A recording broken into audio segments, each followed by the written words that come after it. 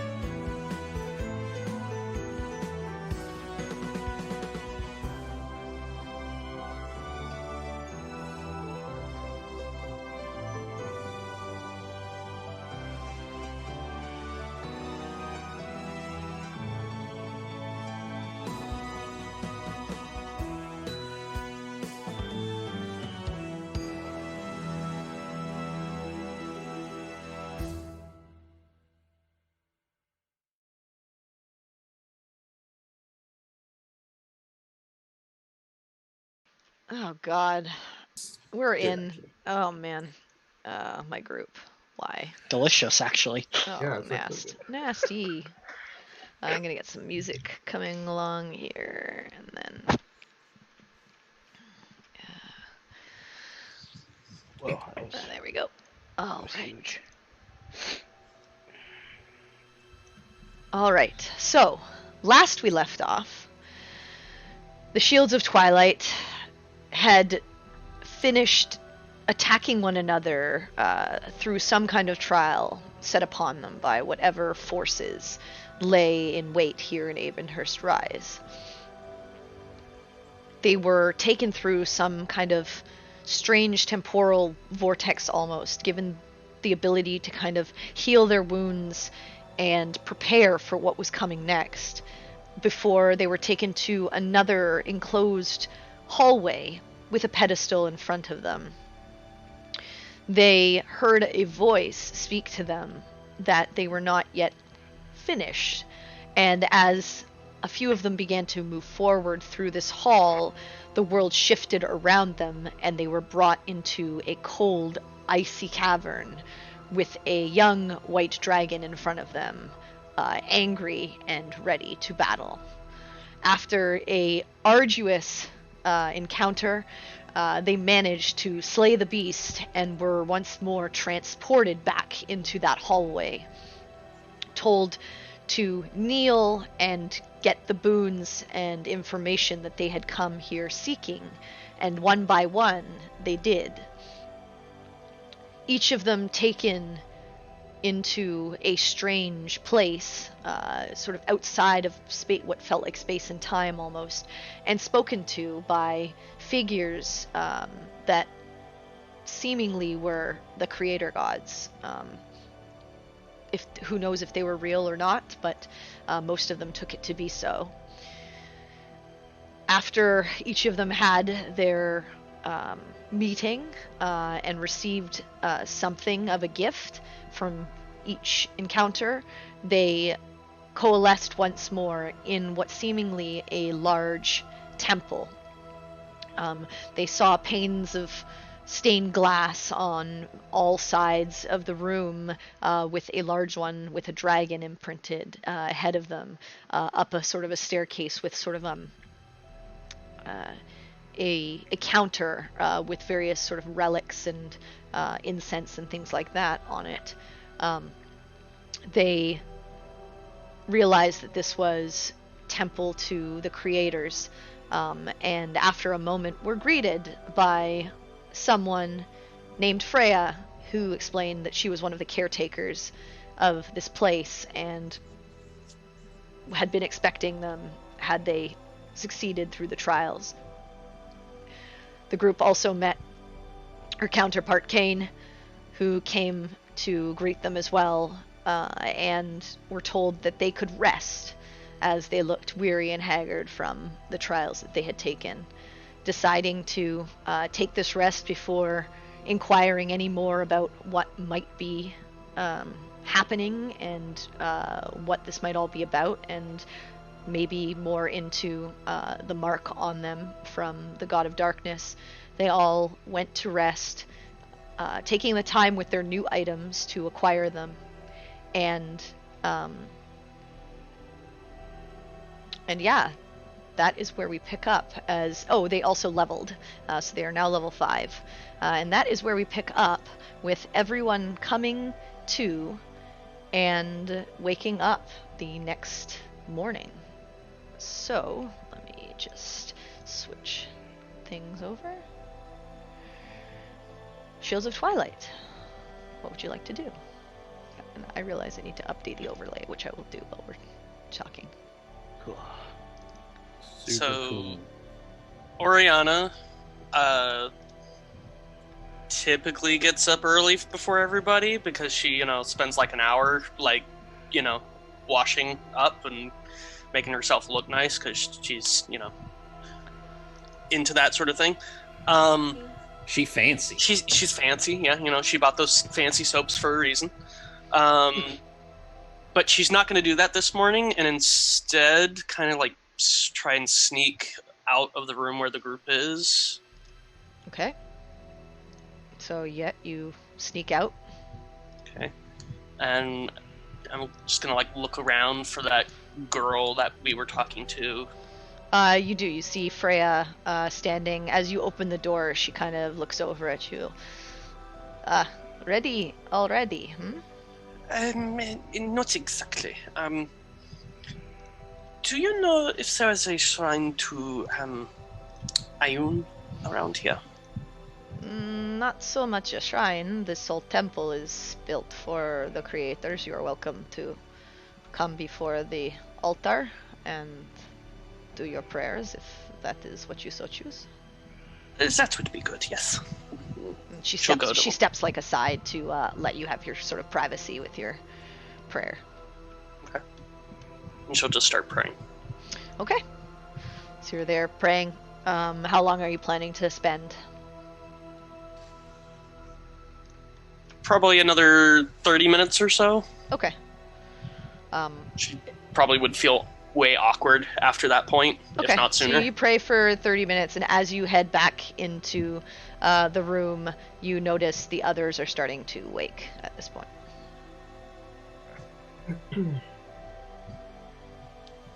Guten Morgen! Good morning to you, too. I guess that's what you said. Start prestidigitating my hair and everything, cleaning up a little bit quicker version than normal. Okay. As soon as I get up, I would need to try and go find just someplace where I can just be off by myself for like a couple seconds. And there's a spell I need to try and cast. But Okay, so you also take your time to walk out of the room? unless there's a corner in the room where I could just be by myself, as long as I have to have basically a short conversation.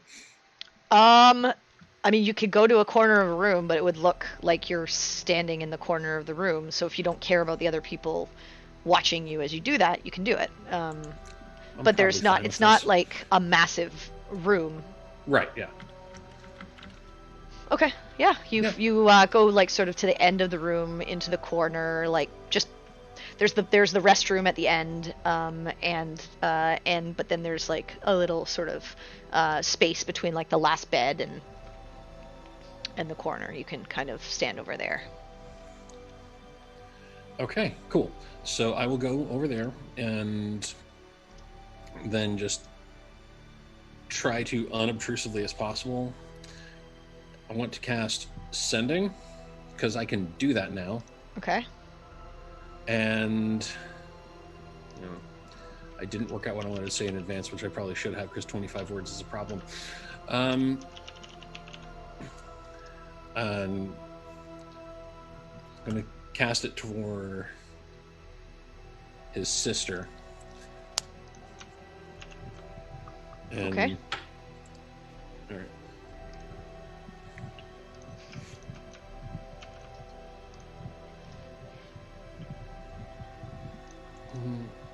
Okay, I'm trying to do this. Do you need a second? Because I could. Hmm? Do you need a second? Cause I could. Yeah, go ahead. I got to try and count in my head. Okay. I just want to kind of get up and go out to the room, outside the room, and see. You said Frey's out there. Do I see Kane either? After probably at this point, Kane's there now as well. Okay.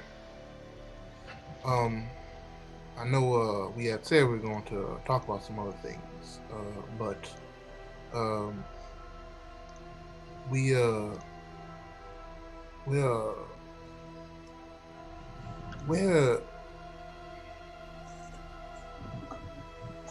what? This might be easier with the rest of everyone, but is this going to be helping us with this mark? Are you people going to be able to help us in some way? Well, it's not that simple. We can't just remove a god's Right. will in the world, but we can give you some guidance, perhaps, and maybe some information to help you learn and go where you need to go. The ultimate decision of what you choose to do is yours alone. We can't make it for you. Right, that seems understandable.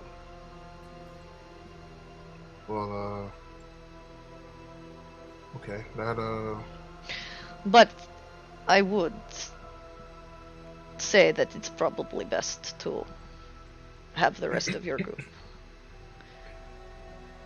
I'll collect them shortly. I think we'll just take some time to get ready.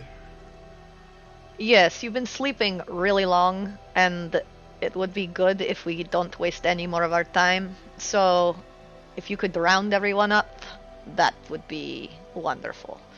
We have pressing matters, and, well, I assume you want to get on your way. I'll see what I can do. Right. And you just see Kane turn to Frey, and he's like, "Really? Do you have to be so confrontational every time? You love me this way." And he'll try to go back in, and he'll just, let them know that, let everyone know that when they're all ready, that they want to speak to us together. Okay.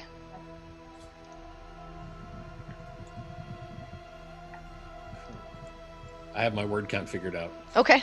So what do you do? All right. What? I'm So bad at getting you're casting sending. Yeah. Okay. Also, shut up, everybody. I'm bad at getting a certain number of words. I word vomit. Hey, I understand completely. See, this is why we're cool. You even jumped in and helped me out. I appreciate that. Anyway, so I'm gonna cast Sending, and I want to say, Marty, I'm alive. I came home and everyone was gone. I know you made it. I'm trying to find you. Where are you? What happened? I'm just gonna wait for it and see if anything happens. Quinn, well, this is interesting. That's a lot to explain in such a short amount of words. I'm in Zerithimar? You are looking for me? I thought we'd lost you. It's good to know you're alive.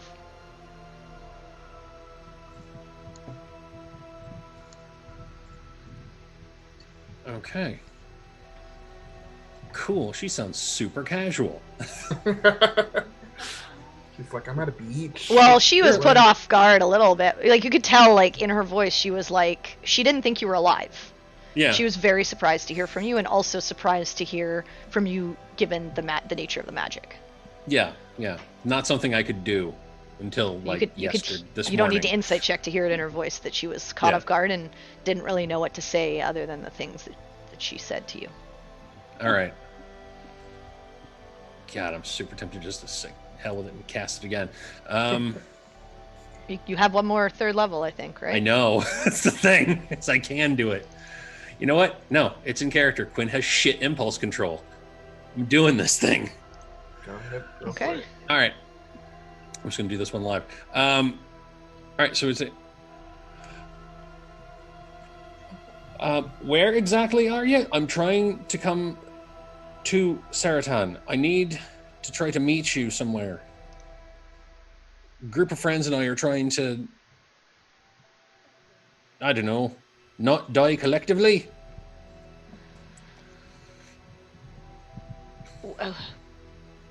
I'm in Zerithimar. It's the capital city. You've met people. That's good. You'll probably need them. I should be here for a little while. Come see me at the temple. Awesome. And sending's in your head, right? So It can be in your head or out loud. Okay. But I'm assuming he's doing this in his head. Yeah. I was like, Quinn, are you saying this out loud? Or he might not know any better and he might be That's saying it true, out yeah. loud. This is the first time he's ever used this spell. Yeah. You know what? I really wish I had a quarter right now, because I would settle got this on you. flip. Oh, Call it. sweet. Just Call roll it. Okay. All right. All right. Heads, I do it in my head. Tails, I do it out loud. Heads. Cool. Heads. Okay. All right. So it cool. was in your head. So yeah, you just see him kind of standing in the corner, staring at like the corner of the wall. It's very strange. And after maybe a minute or two, he turns around. And that's your 2 spell slots, please. Yep. I know. I knew what I did. Good there, Quinn. You know what you did. He has shitty impulse control. I'm playing into character, man. All right, so yeah, I am doing a lot better than I have been in quite some time. Killing the dragon will do that, I hear. Yeah, better than that. I know where my sister is. Oh. That's good. That's good news. Apparently, I can do that now. I can talk to people over long distances, like a couple times a day. As of today, I can do that. This is weird. That is a lot to put on me, but Yeah. all right. How the fuck do you think I feel? I woke up knowing I could do this. I go to sleep not knowing that this would is be a thing I could do. I wake up in the morning, and then all of a sudden I've got the knowledge that, oh, you know, if you think about it for a minute and think about a person that you've met, you can talk to them in about 25 words or less. So it's only a person you've met, though? You can't do this to other people you haven't met. I have to be at least. I think I have to be at least familiar with them. No. All right then. But apparently this is a thing I can do now. And I finally know where my sister is.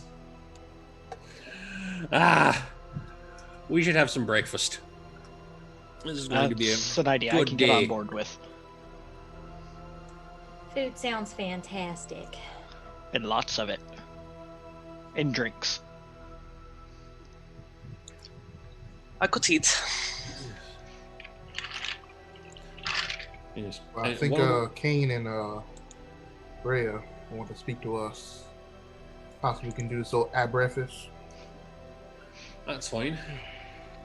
Also, before we get going, I need to. There's something I need to tell all of you other than this, so you can wait until after we're done with them. But it's something I've been needing to let everyone know, just to make sure we're all on the same page.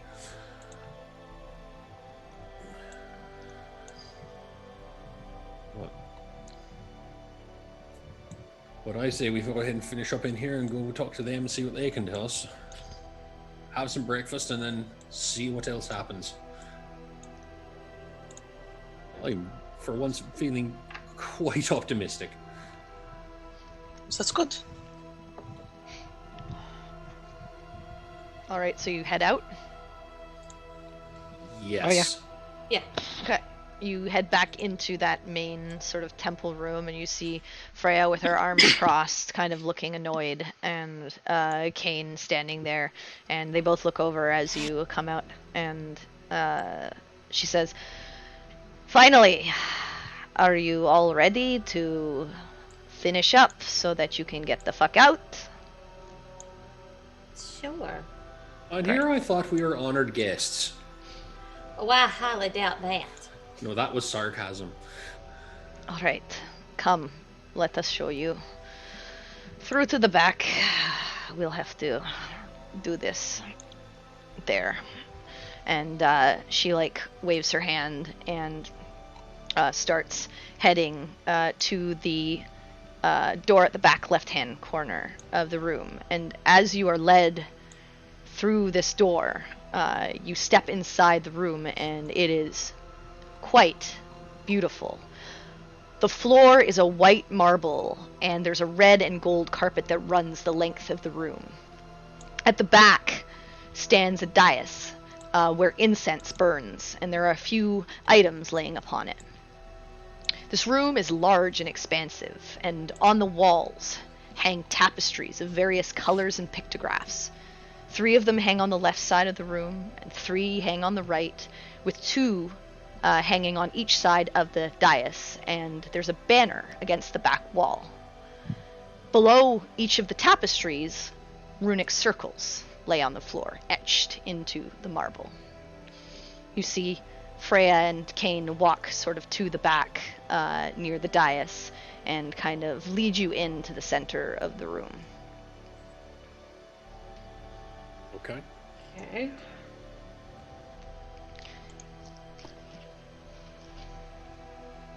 At the very back of the room, in the center of all of these various tapestries, is a banner. And it has the symbol sort of painted on it is a mote of light within the center of a cord of flame that makes the infinity symbol.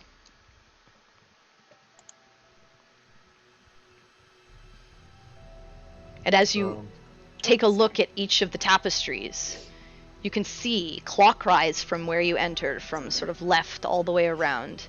The first one, a gauntlet with a blue gem in the center. Ooh. The second, 2 whips of black and silver chain coiled around one another while the moon shines in the background. The third, a shining mote of iridescent light with the sun shining behind it. The fourth, a large runed sword glowing a golden light with 2 angel wings outstretched on either side and a blacksmith's hammer underneath.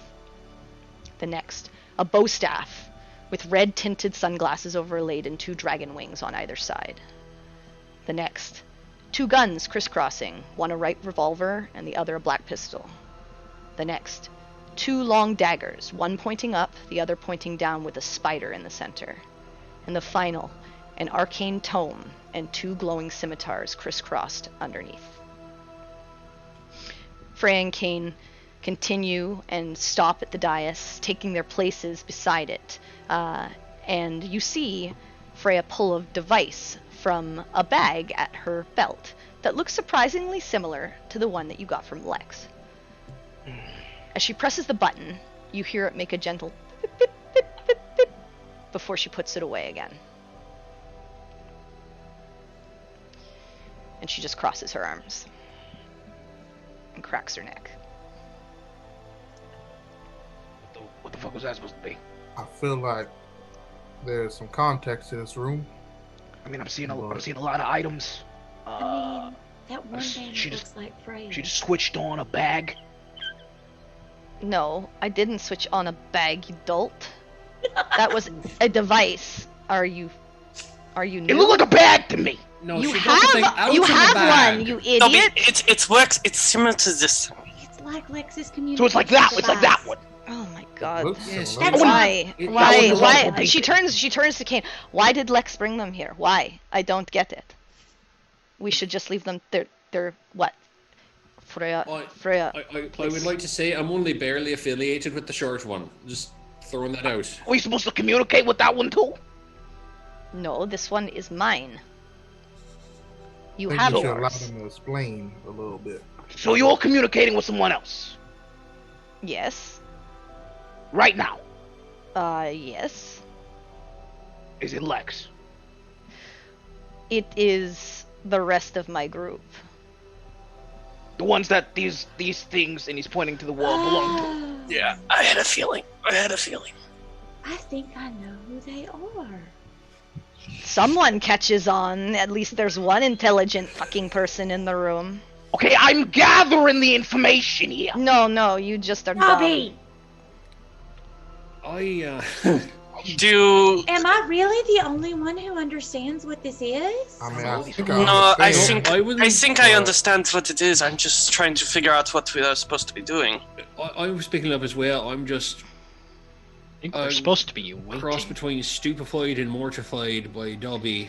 So I'm just gonna go to the wall. As you start to walk to the wall, you hear shh, as the 3 of the runic circles light up, and in a flash, figured. Yep, that's what I 3 thought. new figures show up in the room. One stands on the circle under the gauntlet motif, the other under the light and sun, and the final under the guns. The man under the gauntlet has a bright smile and gleaming light bluish gray eyes. He is elven, with spiky brown hair that parts on either side of his face, framing his large grin. He's quite interesting, as most elves don't grow facial hair, but he has a distinguished, clean-cut goatee that suits his rugged appearance. He's wearing a light shirt with a leather jacket and dark cloak-like shawl over the top. His pants are rugged and worn heavy cloth material with leather strapping for knives and pouches. He has a utility belt around his waist that contains pockets and pouches, and his heavy leather boots are scuffed and scraped, showing wear and tear from wide use. His boots also seem to have some elvish runes etched into their surface, but they're difficult to read without much closer inspection. On his back, a bow made of crystal with no bowstring that you can see is attached, and at his hip is a short sword with an intricate hilt and pommel. On his left hand, he sports an interesting gauntlet containing a blue crystal on the back of the hand, similar to what you see on the tapestry. Do I recognize him? You do, it is Fulton. Hi, Fulton! He waves for a second, and then the other woman under the light and sun motif is strikingly beautiful. Her blonde hair falls gently upon her shoulders, ending just past her shoulder blades, with long wispy bangs parting in the middle and framing the sides of her face. Her high cheekbones and noble features are accompanied by a gentle smile as she takes in the room for a moment before her gaze settles across the room from her to the other figure, and her smile falls away to pursed lips and a small frown. She wears a long robe with intricately designed runes that trail the edges. The robe contains a mantle that has a hood attached to it, as well as metal pauldrons on the shoulders of a filigreed engraved runic design. The front of her robes, intricately buttoned together, and are made of an exquisite midnight blue fabric, trimmed in black with silver embroidered storm clouds and lightning bolts present throughout. The bottom of her robe parts on either side, with a tabard-like piece hanging down from her belt. Her pants are silver blue cloth material that feeds into lightly armored greaves ending in midnight blue boots. She has a crisscrossing set of belts that hold a pouch on her left hip and various potion bottles on her right.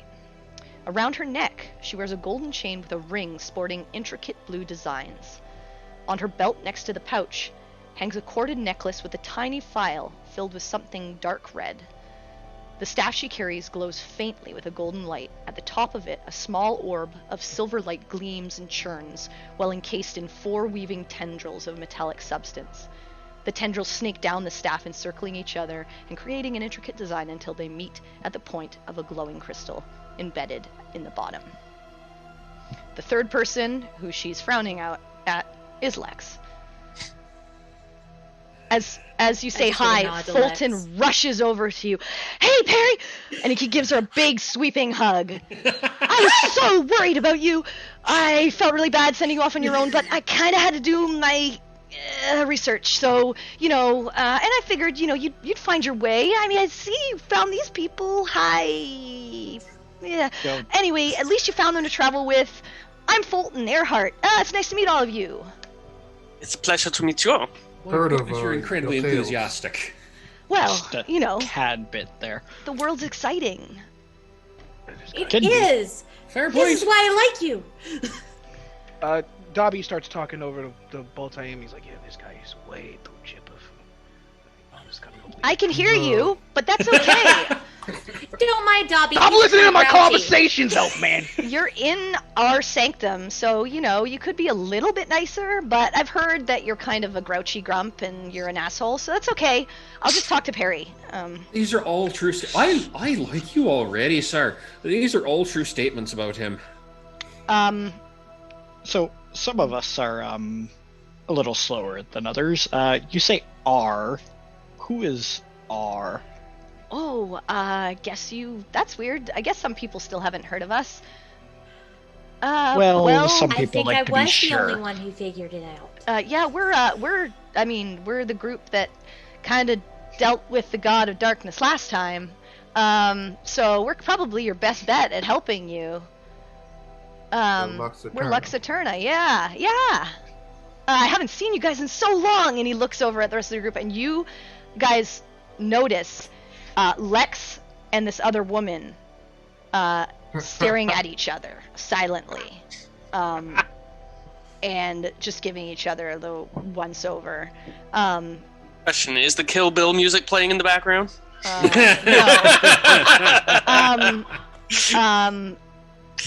Any of you who wish to can make a.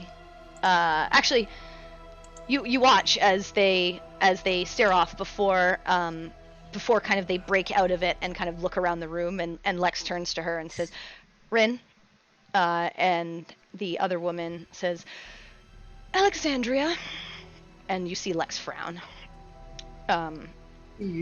Lex turns to the rest of you and says, "It's good to see you made it through.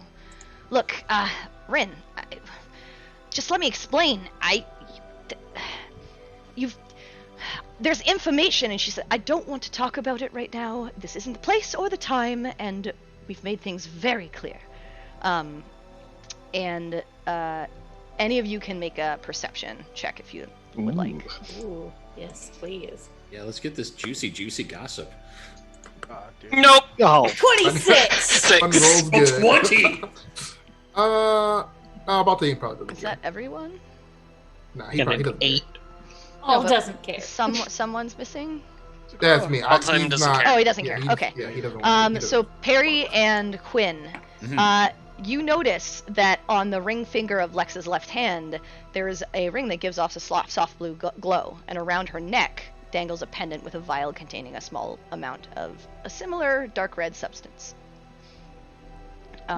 As they're kind of going back and forth, Freya turns and says, "Okay, now is not the time. Deal with your shit later." And you see Lex just turn to her and, "Long time no see, Freya." Where's everyone else? And points to the other circles. And Freya just says, the wizard didn't respond, and the other two are doing recon. And any of you who would like to can make an insight check. I would like. We'll definitely like. Yes. So that's a 21. That's a 13. No, you're done now. You're at 20. Your stuff is. I you thought were I at- was. No, you were at Oh, negative okay. 1 last time, so you're at. Oh, huh, cool. Yeah, because you're we back to normal. Yeah, we it was rested. it was we Yeah, had it's 2 every we had day. minus 5 at first, and it was Yeah. actually Yeah. minus 4. So Nice. you're Okay, well there we go. Yeah. Okay, cool. Welcome So back, 22. buddy. 25. Yeah, exactly. Okay. That's everyone. So Sinric and Quinn, at the mention of the wizard, you notice Lex tense for a moment.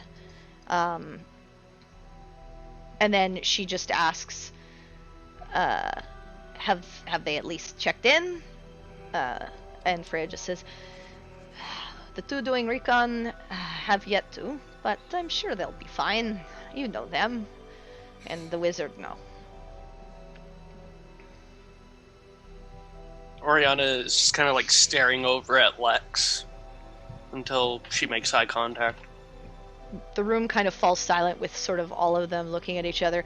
Fulton's just like patting Perry like on the back and smiling at her and being like, this is so exciting. He just doesn't even seem to like pay attention to what's going on with the others. He's like, I'm so Nope. glad you're okay. You made it through the trials. Not a lot of people are able to do that. That's great. Seeing this group in action Really gives me crazy. hope that we might be able to stick together for a lot longer. I mean, you should. You really should stick together because, I mean, it's kind of bad with what's going on. And if you don't, you'll probably all die. So I would stay together, at least help one another, or maybe find another group that is willing to like work with you. But they probably won't want to deal with you once they find out like all the shit that's following you. So I would just stick together and help one another out. You're probably better in a group. We've not exactly been given the whole story. Wow.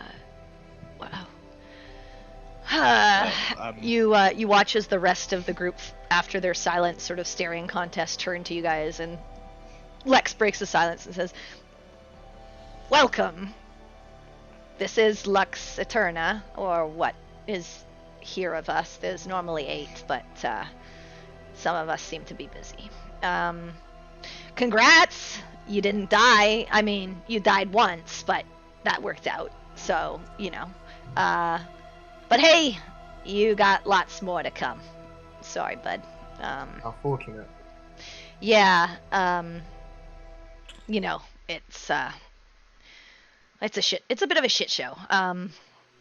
And you see, the other woman, turn to look at you and says, and asks to the rest of the group, of her group, are we sure this is a good idea?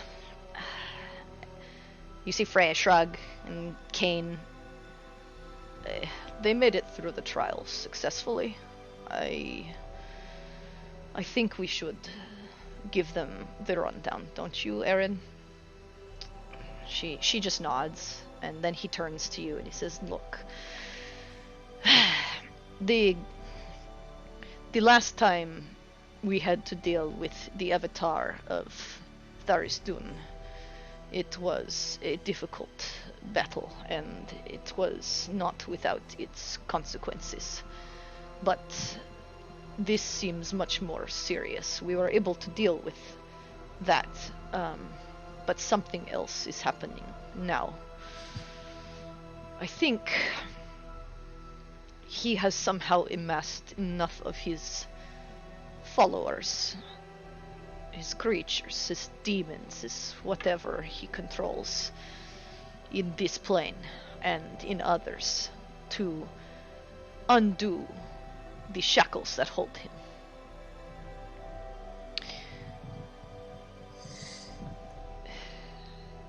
And then you see Lex turn to the two of Freya and Kane, and she says, have you seen anything here? I mean, they probably wouldn't come here, but you'd at least know.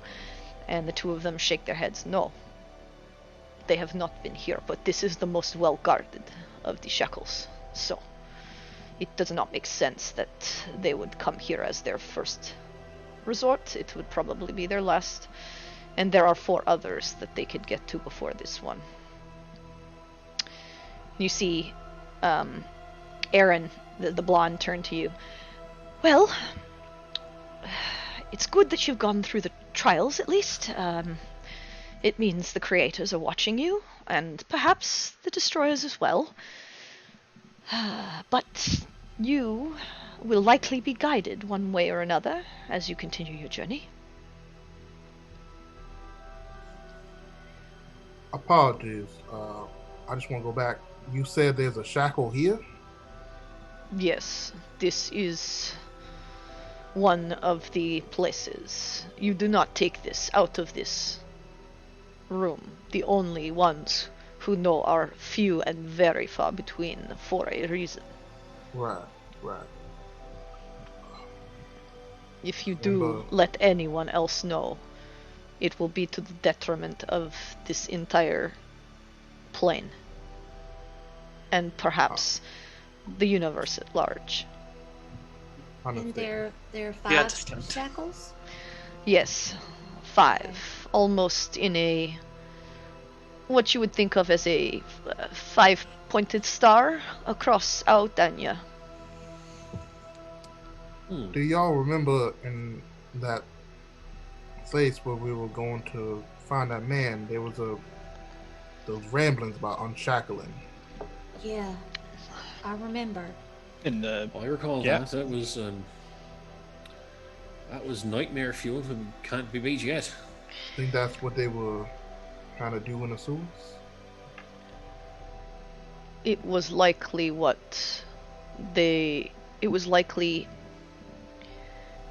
the god of darkness gathering his forces, infecting others so that they will do his bidding. He does not have full power here, it only bleeds through. Yeah. He, without an avatar, unless he has a new one, he has to get people who are weak-willed, or are looking for power, or are led astray, to, follow in his tenets, I guess. There are some cultists, which we've tried to track down, but they're hard to find and hard to place. And then there's what you saw in the sewers. His power can bleed through and affect those who have been turned or swayed to his will, I guess. That's good they haven't broken one, currently. Well, we don't know. At least not here. But again, this is probably the most difficult one to get Is that what access they were doing to. recon on? And she looks over to Freya and Kane, and they both nod. Yes, they are looking into one of the other shackles. Okay. So, what do we do then? We can't be everywhere at once, right? Well, Tharizdun is definitely amassing power, and we are gonna have to look into each site, because if we just take our time not doing anything, they probably will get broken. And then you see Fulton, he kind of steps in front, he goes, just to give you all a little bit of information, Tharizdun was shackled a long time ago to the lowest layer of the abyss by these 5 points on the prime material plane. Hardly anyone knows the locations, as we told you, for good reason, because, we don't want anyone kind of releasing him. It would be bad for everyone involved. But given that the situation that we're in, it made sense to tell you, because you're kind of in trouble and are gonna be pulled into this. But yeah, there's one here. I have a question. Sure. Mostly for Perry. Did you know that we were being sent for this reason? What do you No, mean? she never knew. No. She met me in Fulton Agraria. In Agraria, and I helped him with some slimes in a box. I see. Yeah, I those was just slimes were curious. totally from Were him. they a part of this? Yeah, that's why I kind of rushed you out. I didn't think you were getting involved in this. So, you know, see. I'm sorry that it kind of worked out that you kind of got stuck with it, but it wasn't from that. I swear it was not from that. But yeah, that relic that I took was corrupted by him. So yeah, that's a problem too, guys. And he turns to the rest of his group. And then he turns and he says, so, the Shackles. There's one here in Avonhurst Rise. As long as you don't tell anyone else. I don't like killing people, but I will kill people to keep this information. I like you, Perry. I really do, but this is important. I give you my word. I believe you. I think you'll be fine. You guys. I mean, who would you tell? And who would believe you, anyways? Especially you, the little one. You're funny. You're interesting. But yeah, this one here is guarded by Freya and Kane, and then there's another that's close to Elithon, that's guarded by the. And he turns to you, Perry, and he goes, the Oshiden. With Soak.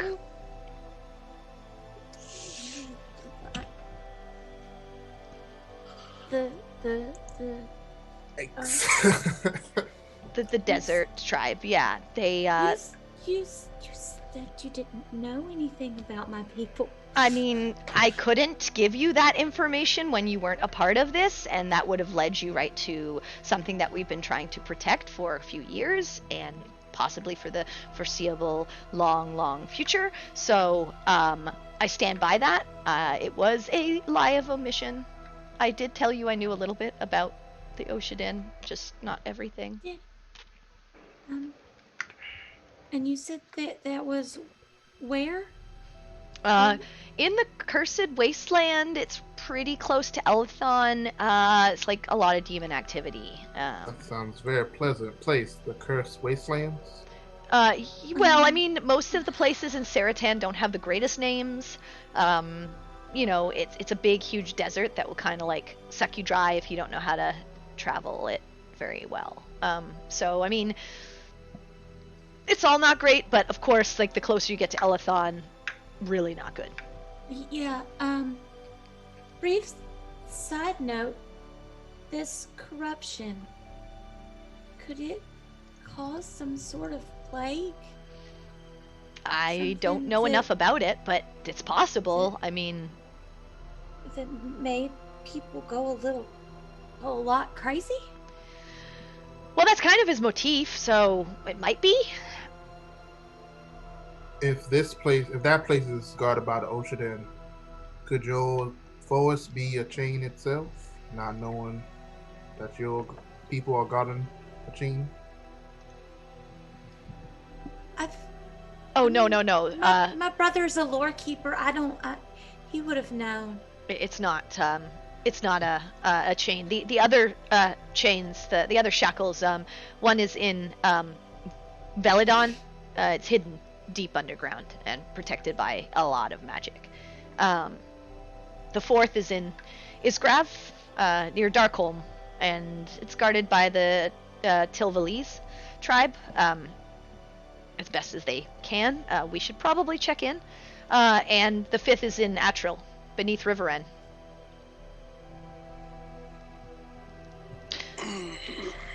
Like I said, 5-pointed star, if you look at the map. It's kind of like a pentagram.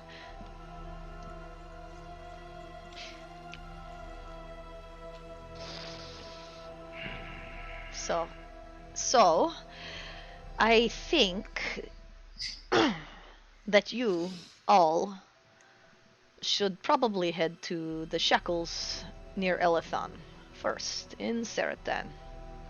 It's the closest one to here, and the easiest probably for you to get to.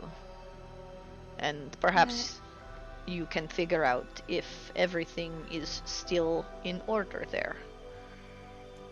Now, are we just seeing if things are in order, or is there something to be done to shore these defenses? If my people are in trouble, we will have to help. I will have to help. I believe I was in that way anyway. So, yes, there is not much that you can do exactly.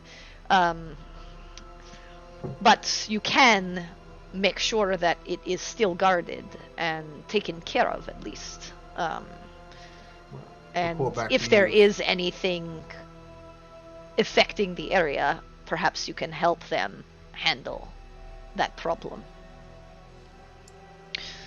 The magic itself is difficult to break and requires a ritual, but we don't know if that's already been taken care of, or if they are even going after it. All we know is that it only requires 3 to be broken for him to return. So, the faster we move, the better it is. Although, don't be too hasty. Be prepared before you go into these areas. Right. So he doesn't even have to visit here to necessarily be... No, like I said, it wouldn't make sense. He is a mad god, but not without some intelligence, and he would not come here to the source of the creators, at least the god of justice, and take out this shackle if he has other potential opportunities elsewhere. Perhaps if he fails in other places, he may come here as a last resort, but I don't think necessarily this will be his first choice to send his followers. Again, you saw how difficult it was coming up the mountain itself. Speaking of coming up, hopefully going down is much easier. Right, do you have any sort of, elevator or anything like that to just get us, or do we have to walk back down? Store. Are you too good for elevators now because you're god people? Alright, can't you just stop with the You got being yourself? Dobbie, not now! You got no brothels, okay? As you guys are going back and forth, like, Lex ignores you for a second, and she turns to the others and she says, I can look into Isgrav, I can talk with them, and then she turns to you guys and she goes, and we can meet back in Riverend, once you're done with, the Cursed Wasteland. I think that sounds fair. Protected, your skill not check on that one either? You see Erin speak up and she says, I'm in the middle of dealing with other issues in Valadon, but I can take a look before I head back there. I can at least give it a once over. I'll know if the magic seals have been broken. I won't be able to handle it by myself, probably, if anything has happened, but it is probably next to Avonhurst the most well-guarded or the most difficult to break through of the shackles. So I can take a look and then head back to my own business. And then you see Fulton by home. He's like, and I can continue to research the corruption that I've been noticing in some of the artifacts, because I think we don't want it to continue spreading, because if things happen, we're probably gonna need some more firepower. So yeah, I'll do that and keep you guys updated. And if you need me, you can always find me. In research. So, you mentioned these artifacts. Should we be on the lookout for them? And if so, what do we do with them? Well, most of the artifacts are from the war. They've been hidden and long since been shut away. There are a few that are a bit easier to find. I generally go looking for them to make sure that they don't fall into the wrong hands. But if you find one, usually they're pretty powerful. just be careful with them.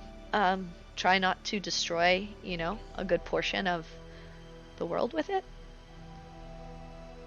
So it's safe to touch and, put away should we find one. Most I'm of not them, sure that statement yeah. says it's safe I to mean, touch. yeah. Most of them won't blow you up or anything like that. But like what Perry saw, some can be corrupted. So ours was because I was like looking into it. But depending on what Tharizdun's doing, it could be by touch. I don't know. So maybe if you find something, because you're not exactly going into places deep in the bowels of Tanya, that probably is where they are. Just tell me, or let us know, and then we can take it from there. That's my recommendation. Right. Sounds good. Okay. So don't touch the potential doomsday device. Just call you so you can safely handle it. That makes. I mean, you're welcome to try, but you might not. No, thank you. Yeah, I reach into my bag and I pull out my journal. I flip to the sketch I drew and show them the sketch of the slimes. I mean, that was relatively mundane. Yeah. So yeah. Good for us. But yeah, So out of nowhere. I mean, there were. I mean, yeah. Okay. And then Aaron just says, Fulton, just you do your research. So, the rest of you, were asking for a way down. You're welcome to walk back down the mountain. It will take you probably a couple of days. There's no easy way down. It's easier actually to get up. But you're welcome to go back to the city, although if you go back to the city and then travel east, it's going to take you a couple of months, and then we might as well not even need you, because the world could be done by then. I can teleport you to Zerithimar. It's probably the closest that you're going to get. You'll still have to do a bit of travel, but at least it will be days rather than months. Unless you have the money for air travel, and then potentially I could drop you off in a different place. But that sounds mighty agreeable. Zerithimar was a place I think a few of us were looking to head towards. Yes, definitely. If you can send us straight there, I will be your new best friend. That's unnecessary, but sure. I can accompany you and lead you out of the sun's orbit and into the shaded valley, so that you're not stopped by the guard, as teleportation into the Crystal Arbor is not exactly frequented by most. So illegal. No, not illegal. It is restricted to those who have access and who have the proper credentials to use it. Right, we wouldn't have those. You would not.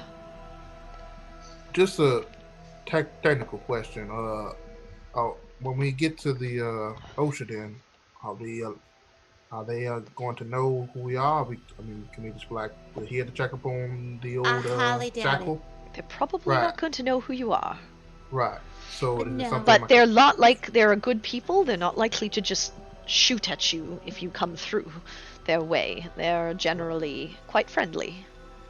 They're like a The cold word tribes are a for- little bit insular, but I mean, if they're anything like home, we welcome strangers and travelers. They'll be a little wary, of course, but like any place would of new people, especially given what they are overseeing. But they're not going to attack you on sight, and once you reveal why you're there, they will likely be willing to work with you.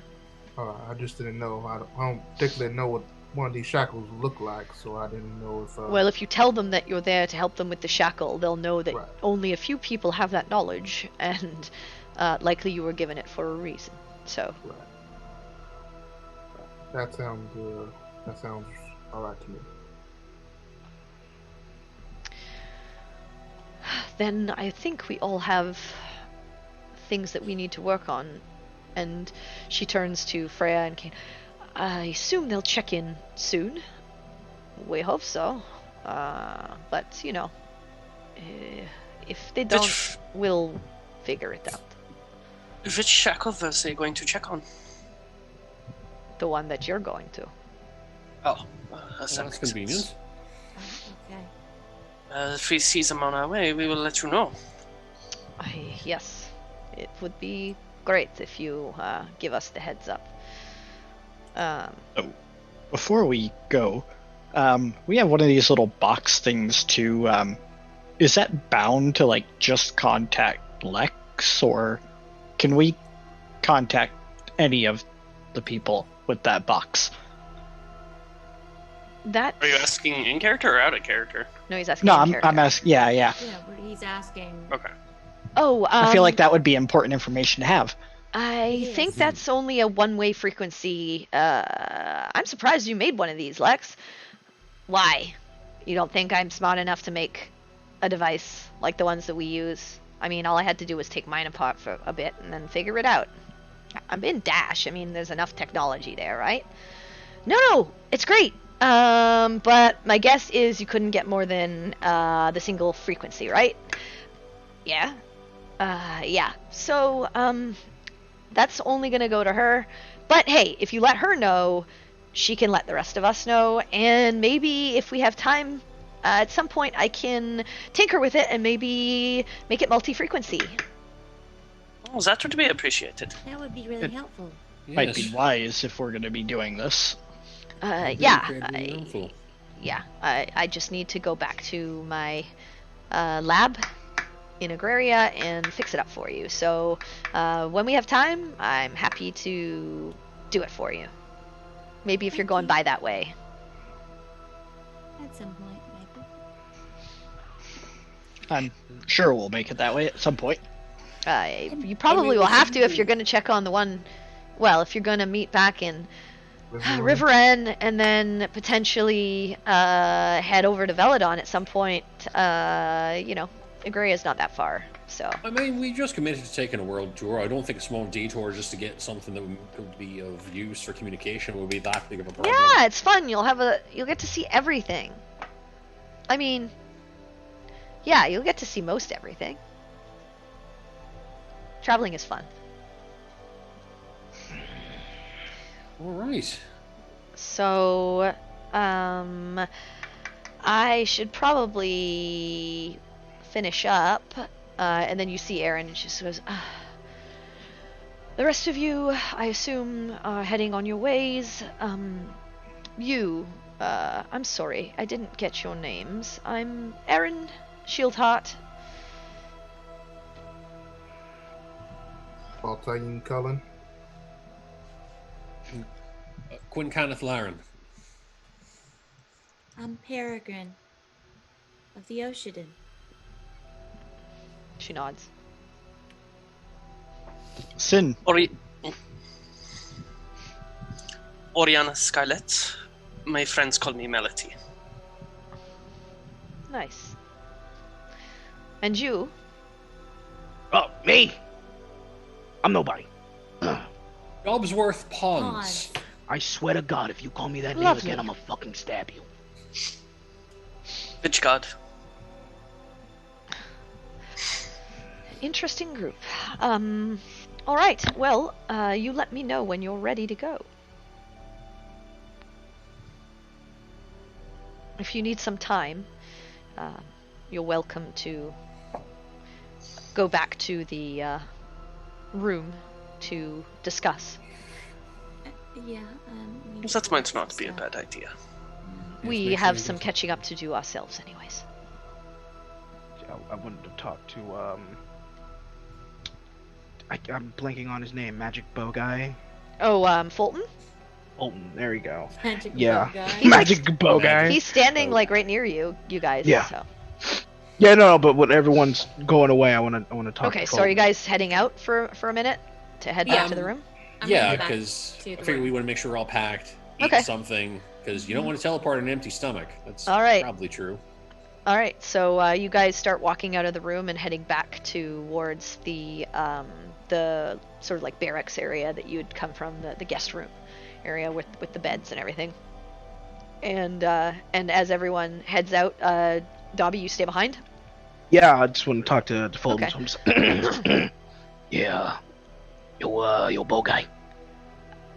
Yeah, I use it sometimes. Although, well, it depends. Cool. Good question. Do you know where a guy can get some dynamite? Okay, you're very strange. Leave him alone for 2 seconds. You literally just told your friends that you would kill them if they said your name again. I don't know if No. Out of context. You say kill, I say stab. Okay. Okay, I still wouldn't want to be stabbed. You can take a couple stabs. Have you seen how big he is? He's fucking huge. At least he's the right person to ask about this, right? We leave him alone for 2 seconds and he's trying to acquire either drugs or explosives every time. Why have we not You instituted could the buddy system with probably him? get some in like Agraria or Dash or maybe Atral when you go in Riverend. You could probably find some. You'd have to ask the right people. I'd be worried that you'd blow yourself up. You don't look all that steady. Okay. I know how to get some dynamite and dash. I'm just saying, like on the right now. The right now. Well, where are we right now? We're in a fucking temple, man. How am I supposed to give you dynamite? What do you think? You're the science guy. No. What do you think? I store it up my ass and I have it ready for you when you ask? That's not quite how it works. Yo, you could have some kind of special teleport, asshole. I don't fucking know, man. I don't need dynamite. Dimension I door. have this, and he holds up his gauntlet, and this, and he points to his bow, and this, and he points to his sword. He's like, I'm pretty well stocked. Do those blow things up? Yeah. Oh fuck, really? Yeah. Wait, what? Yo, Dobbie's just like, I was like, holy shit. That sword right there. You that watch shit as his gauntlet glows and he turns to like the wall and Yeah. and you see this blast of blue arcane energy slam into the marble. And he's like, Oh, shit. and it dissipates along the wall. And the rest of them are like, really, Fulton? What? He wanted to see. I'm just telling him that I can blow things You up. if got I- an explosive glove, my man. Well, yeah, love I made Fulton it. so much. I've loved Can we hear him just yelling? Met him in my session you once. believe You got one of those. You got one of those in an extra small. He's like, he puts his arm around you and he's like, come walk with me. Oh, yeah. And he like walks you out of the room, and then he goes, and then he just like pushes you out, and he goes, Oh, Fulton, you son of a bitch! you know, Oh, Fulton, maybe I one love you day so much. when you grow up from diapers, we can talk about you getting something that blows things up. Come back to me, and we'll talk. And he closes the door. I'm a grown ass man. I love him. I love I this guy told you so I much. loved the NPC I met in my session 1. I told you how much I loved Fulton. And you, the door's closed, and Dobbie, the rest of the group, you see the door like open for you over by where the rest of the group has gone, and you can head towards them. Son of a bitch doesn't want to give me an extra small fucking supposed to. Fuck. Wow. Says I'm a motherfucking baby. He is the fucking baby. You guys hear this Dobbie, were as you Dobbie's rude to my starting friend? starting to walk into the room. He's like grumbling under his breath. Brent's an asshole. I don't think anybody really thinks anything of it. 'Cause this is just sort of Dobbie's natural state Yeah, of It's natural grumbling. state. This fucking asshole, this fucking asshole, that fucking asshole. Just like He's just always grumpy. yeah, and someone is always a fucking asshole, So, yeah. like, this is just stream of Dobbie doesn't consciousness get, from Dobbie. his dynamite. He's a grumpy Gus. Yeah. Suppose you Dynamite. How hard is it acid. just like for a guy to get some dynamite, man? You're asking at a temple in a church. always ask the worst For a places. guy that just teleported there. I was asking Fulton the science guy, okay? We just Is that teleported the new Dynamite was name? some breakfast, though. He probably like just finished breakfast. He didn't like, oh, I need some dynamite before I go. You know? Fulton, the science guy. Fulton, the science Yeah. guy. Fulton, the He's got science he's got a guy. laboratory and everything, Oh. man. Yeah, he's got some dynamite. Fulton Maybe he saves the does. world. Maybe he I- has something I just- else a lot stronger than dynamite. Yeah, okay. And he'll never, ever, ever give it to you. Ever. Ever, ever. What's funny is I get the impression that Dobbie is actually much older than him. Yeah. Oh, I'm sure. Probably. Well, I don't maybe. know. No, he's an elf. Maybe. Oh, he is an elf, though, yeah. He is a an elf. half-elf. Fulton is full elf, so He is Oh, full he's elf. full elf? He was Freaking full ancient. elf. But he has a beard? Yep. But he has facial That's hair? why I said it's very That's strange. how But scientific he it is. looks very A good on science him. guy. Yeah, He developed. just grew a beard in a lab? Yes, You don't know how he grew his beard. You just know he has a beard. Hey, man. lab-grown beard. That's what we got. That is a It's magic. canon. No, That's just canon leave now. my NPC crush alone. He grew I- his I beard also- in a lab. I also love that while most people collect cards or stamps, Dobbie is collecting people that hate him and are extremely powerful. Uh-huh. Oh, this guy gives no fucks. Well, then I hope It's Jay like- is working on character number 2 for when one of these. I got enemies character making along number the way. 5, okay? It's like That's the good. anti-father When- figure collector. When one of the Lux Aeterna members kills him. Just decides, you know what? Boom, and just Iron Man hands his fucking head right off. Okay, God. so I'm gonna go back to the room and I'm gonna sit down with my journal for a minute and just start paging through it Okay. quietly. All right. Okay. You page through your journal.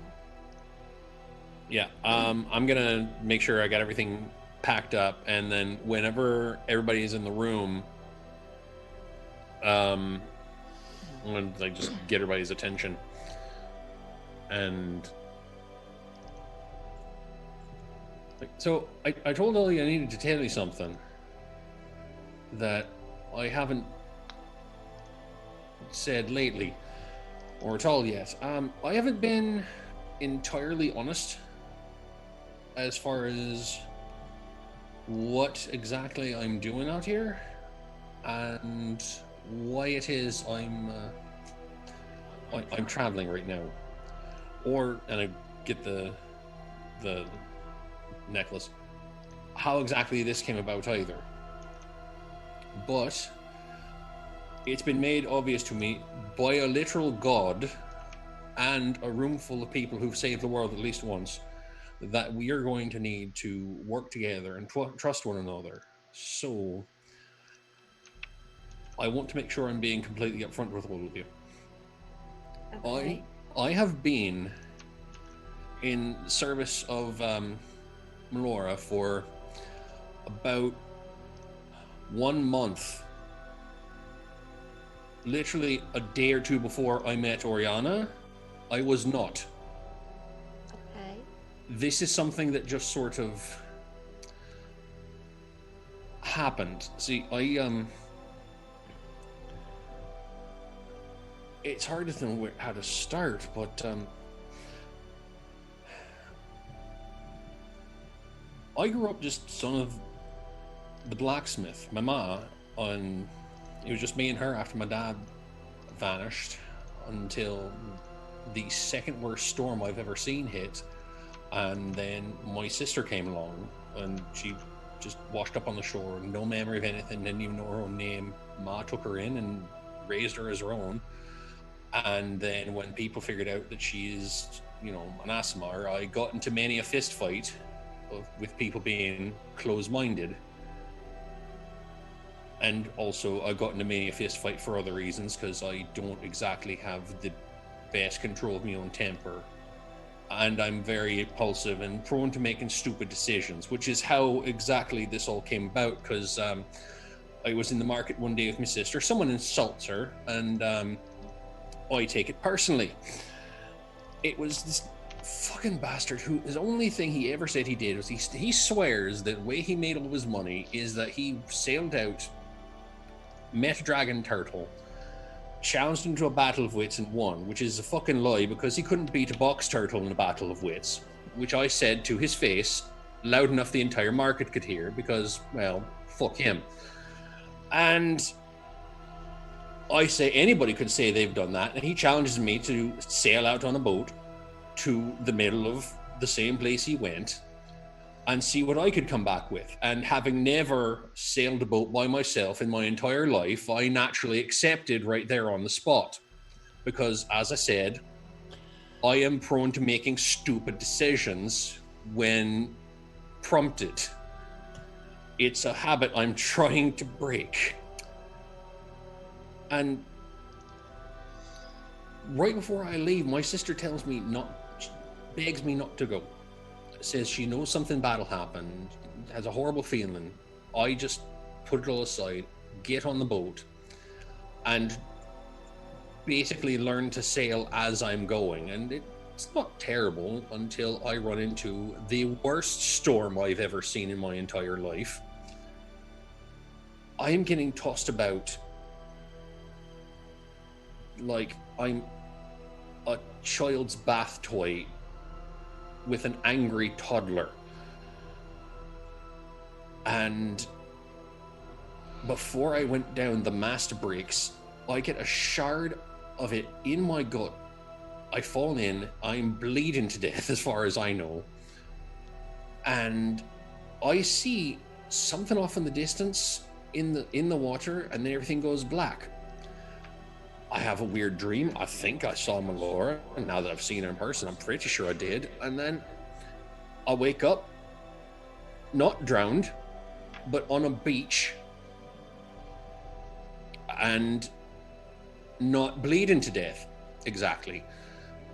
And then I sit up, my side's killing me, I reach down just to touch it, and then I fixed it with magic myself that I have never done before. And I'm holding this necklace. So first thing I do, I run home, because fortunately I'm not far, and then as soon as I see a village in sight, I just start yelling, letting everybody know I'm there, because I am going to rub all this shit straight in Reardon's fucking smug ass face. That was my whole plan. But no one was there. I just start yelling, saying someone will hear me. Nothing. No response from anyone. And then I just start going faster and faster to get to the village, and I start yelling louder and louder, see if anyone will hear me. And when I get there, literally everyone is gone. My ma, my sister, anyone I have ever known, gone. Things are just thrown about on the ground, like they just dropped them where they stood. And I, for the life of me, thought I was the only person left alive in my entire village, and I had no idea what happened to them. So I left to try and figure out just where I could go, what I could do to try and find them or anything. And come to find out, my sister somehow made it out and has been out wandering since. And now I am about to go to the same place where she is as soon as you go back in that room and ask that nice person to teleport us there. So this is kind of a big thing that I'm about to do. But I want to let you know this is what I'm doing and why. Because I want to be honest with all of you. You know, we need to trust each other if we're going to try to make sure we can survive. And I was told by no less an authority than my own actual deity that if we can stick together,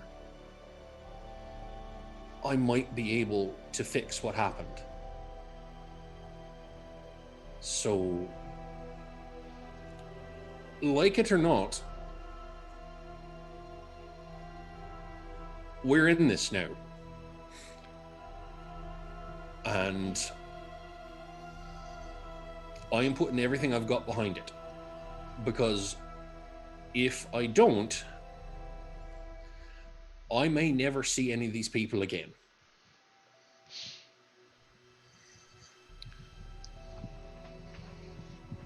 So, that's it. Okay.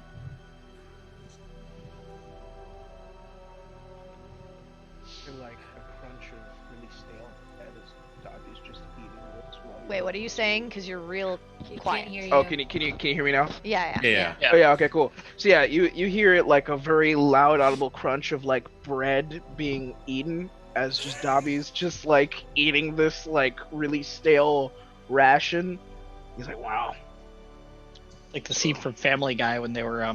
Yeah, you just hear Yeah. Yeah. He's just like, oh yeah, I have it. Awesome. I'm so glad you had snack food nearby. That makes For it the so much podcast. better. He was like, wow, Excellent that's podcast. it's really intense. Yep. That's been my life for the past month. Finding out I have magic powers thanks to a god, finding out my entire home had been cleared out for no reason I can discern, and then running into all of you people.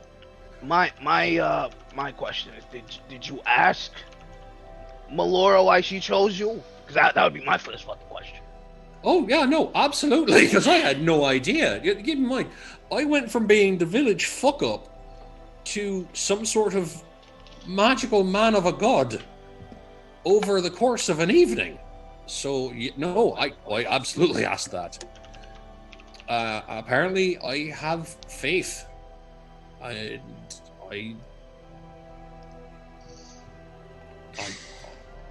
I suppose that was enough. Sometimes that's all you need. Right out of my mouth. Sometimes you just have to believe in them. Well, So you're looking for your sister because she escaped and she has answers. she might have some. Okay. She might know something, or at least, if I can find her, at least that's one person that I know I can keep safe, or try to help, or something. And if she knows anything at all, maybe the two of us and the rest of you, if you're willing, can try to figure out everything else. Quick question, raise your hands. So Melora told you that your sister's in Zerithimar. Yes, no? Well, my sister told me she's in Zerithimar. Okay. Raise your hands. Who in their weird god vision was told that the person they're looking for is in fucking Zerithimar? Wasn't Dobbie's told I raising his hand. was looking for someone. I'm not. I'm not. Well, I am. I'm not. So I am there's- going Well- to Zerithimar and Seratan, Okay. but I wasn't told that. Okay. I'm not looking. Well, I am looking for people. Okay. That's not Oh, what no. I was told. No, nobody else? Just me. And Quinn. Just me and Q over here. Mm-hmm. Uh-huh. Okay, wow. Oh, okay. Well, I mean, I'm not Wait, exactly so you looking did for see anyone. a god? Yes! Which god? I thought you didn't necessarily. I don't believe in the faith- gods. No, fuck them. No, I know, but necessarily have faith and- in them. Yet you spoke to one, Arathis. and yet you Fucking still have Arathis! one bring I mean, me I would at back least from would have the liked dead. Moth. Okay, she's hot. She's got nice tits. All Thank- right. She's Yeah, but the whole Priorities. doesn't really do it for me. But The you know what I spider mean? god has Yeah. tits. She has nice tits. Yeah. I mean, That's all Dobbie. Hey, that's all Dobbie needs. He goes to a church, sees a Dobbie- statue. Dobbie like, The just- one that is literally a spider. Nice. Dobby just looks at Nice fan art tits. of Yeah. humanoid Lolth. he's Yep. like nice. He's just like- But he I only get looks down at the this. He humanoid. just looks he at only sexy at the, drow fan art. That's it. What is There you what is go. that The fan art even at that of point? Waltz Because that's from, like, not a the furry at torso that up. point. No, she has a humanoid form. she's Yeah, humanoid. no, She All was the gods have originally humanoid forms. originally an elf That's true. Yeah, That's and true. she, I like, know. of the elf Like a pantheon. drow. Yeah. Her Just humanoid get that- form is. Oh, no, I even just mean whether she's humanoid or not. half, She is you know, also literally a spider. Half up, centaur spider. I mean, it Yeah, depends yeah. on how she Yeah, see, chooses to show that's herself. what I was thinking. Depends on what it form she chooses to take. yeah. True. But yeah, no, I got fucking Arathis, and then she was like, "Hey, you know, you kind of made the good choice," and I was like, "Fuck you, I didn't make the good choice," you know. I just chose. That's exactly what he said, guys. Nice. You're saying this like we won't believe it, but no, Yeah. it tracks. Exactly. 100% tracks. Yeah. Dobby 100% say fuck you to a god. Yeah. Yeah. You It know, says to then- literally everybody else. Yeah, Why should yeah. this be any difference? Yeah, and then I got this fucking sword from them, and I was like, okay, I'm gonna take the fucking sword, but still, fuck you, Dobby does whatever the fuck Dobby wants. Okay, don't tell me I'm doing a good thing. But you're gonna go to Zerithimar though. Wait, what? But you're going to Zerithimar still, right? Yeah, no, because I got business. Okay. Okay. So- A lot of people to kill. So Seems we're in you saw consensus. Rathis. Or you said you didn't have a trial. Did you see a god? You guys hear me? Yeah, we do. Okay, I don't know how long my mic was out, but apparently my mic was out. Well, I you think were just Oriana asked was the the one that question, didn't have a little, Right. little weird. Did you see a vision. god in the second thing that we did? Talking to me? Yeah, Yes. Yeah. Oh, because they're saying you didn't have a trial, so you see someone. Well, it still doesn't make any sense to me. 'Cause we didn't see about anything. that. Since Quinn decided to get some things off his chest, perhaps I should also. Buck's not supposed to be. All right. First things first, I did have a trial. So you lied. Wow! Fucking wow! You lied to our faces. For what reason? I mean, Dobby's a jerk, but at least he's honest about it. Brutally honest. Well, I let know. Let her explain first. Yeah. I lied because it was personal. Well, all our trials were personal. Yeah, just say you don't want to fucking talk about it. That was kind of the point. I have been lying to all of you for a long time. How long? And about what? About. Since I met Quinn.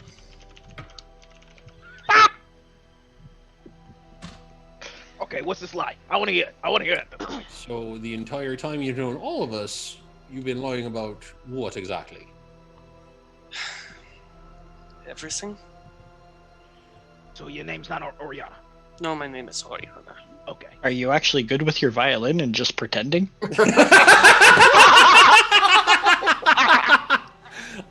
Because you know what? Because some of these songs are a little he lacking. wins. He wins. Give it up D&D. for this man! Win Oh my D&D. Game over. Oh, We win! We win! We have one D&D now. So fucking good, dude. I Oh. am actually good with the violin. Oh shit, could Had it. but Okay. being bad at it. Good enough to be in the Atrillion First Orchestra. In Riverren.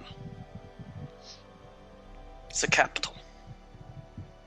Okay. And this was something that you felt ashamed of? There are many things that I was running away from.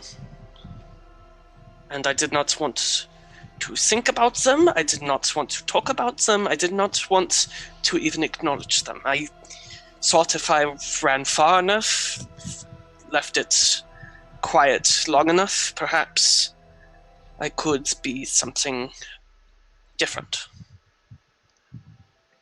I'm not a traveler who's just traveled. I'm not even that new to it.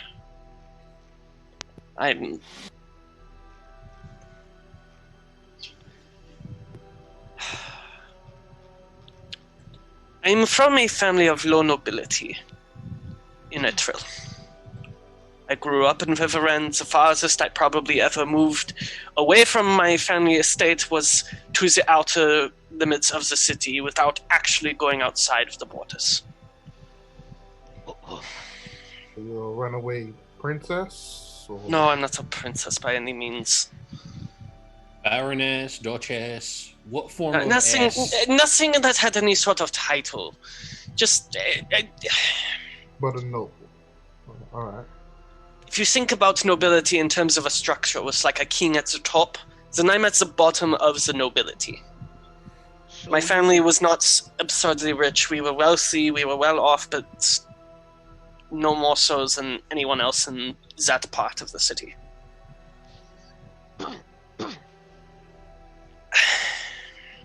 I was a nationalist, pure and simple. I believed that Atril was a kind place, a place that sought peace and unity throughout the whole world,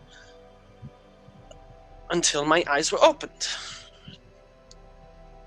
by the person who taught me, and I'll just start casting prestidigitation and doing like minor effects with it, who taught me my magics. It's the very basics. He had stories of the horrors that they committed in the wars. He had stories of the evils and things that were going wrong. And at first I didn't want to believe, but the more he told me, the more I felt like something was wrong. I was ashamed of my country. I was ashamed of my people. And I wanted him to tell me everything. But eventually, my mother decided that the best thing I could do for my family was to marry up.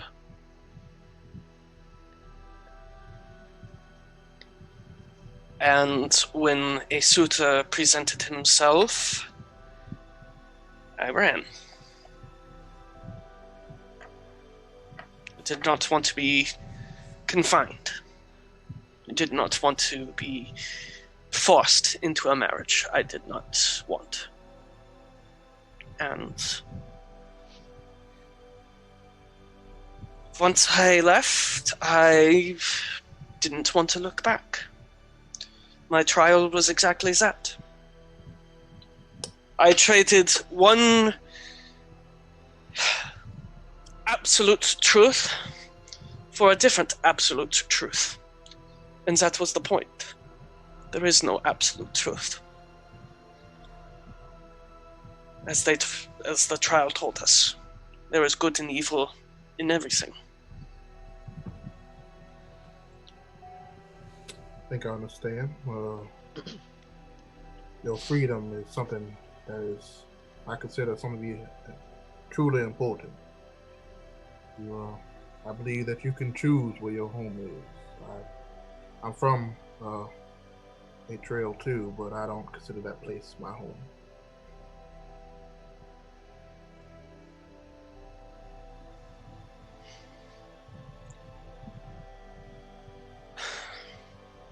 Well, it's often said, home is a state of mind. It's not even so much looking for a new home. It's I was running away, and that was not what I should have been doing.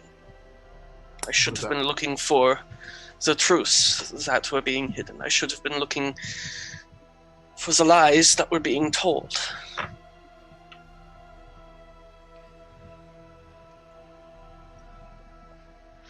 And it was made clear to me by Ayun herself that why would I go searching for one truth while hiding others? Why would I accept something as absolute when I don't understand it to be so?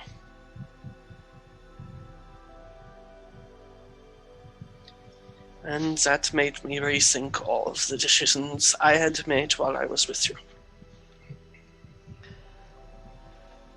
Alright, so instead of some sort of wanderer who's shite at violin, you're a runaway bride who is supposedly quite good at the violin.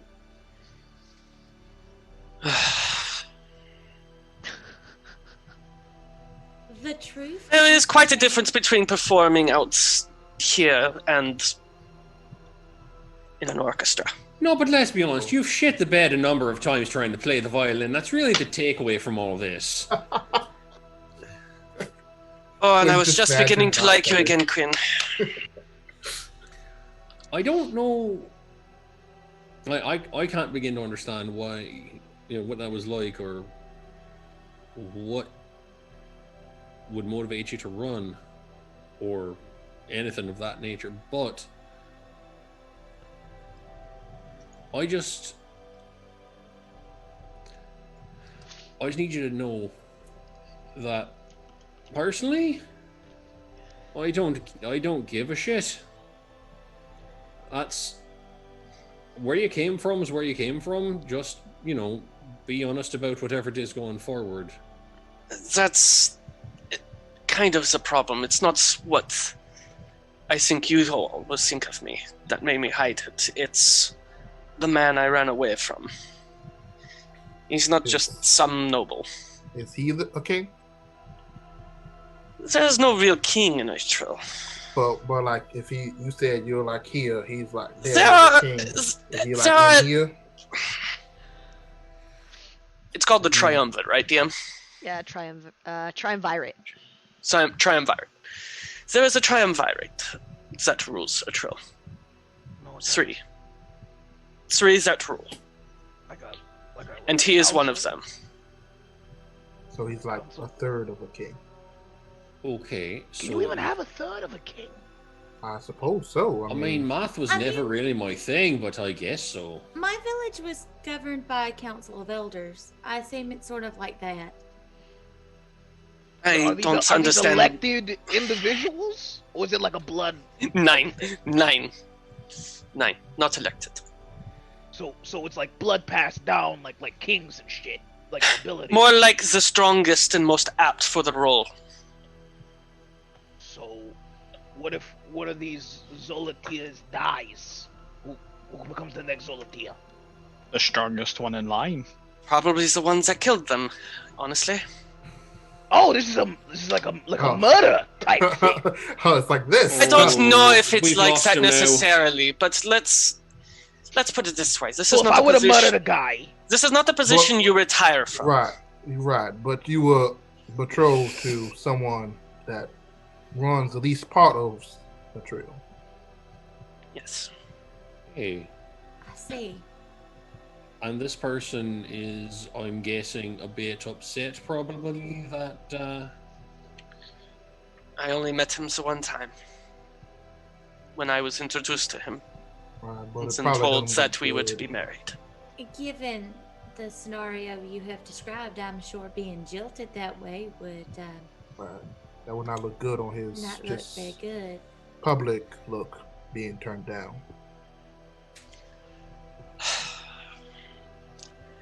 I would assume so. That is why I was hiding who I was. Oriana, I consider you a friend. Please call me Melody. Melody, then. I consider you my friend. And I need you to understand that had you told me the truth, I would have literally turned into a bear and mauled anyone who came after you. I take my friendships very seriously. Where I come from, we all take those kinds of bonds very seriously.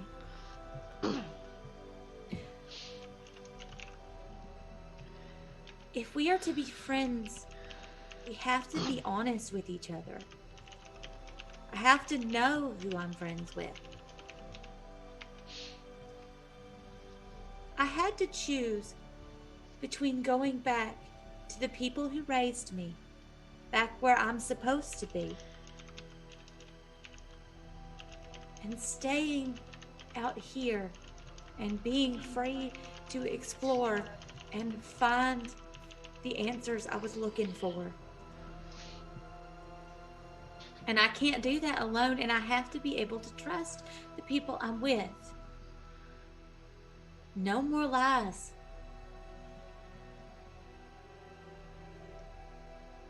And I mean it. Should whoever this person be come after you, I will maul him. If he tries to take you against your will.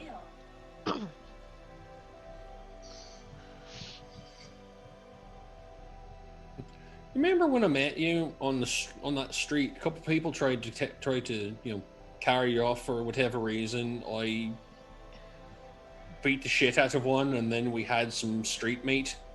Yes, that was a little,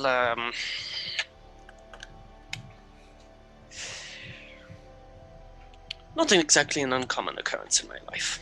Right. Well, What exactly makes you think that wouldn't happen again if someone else tried it?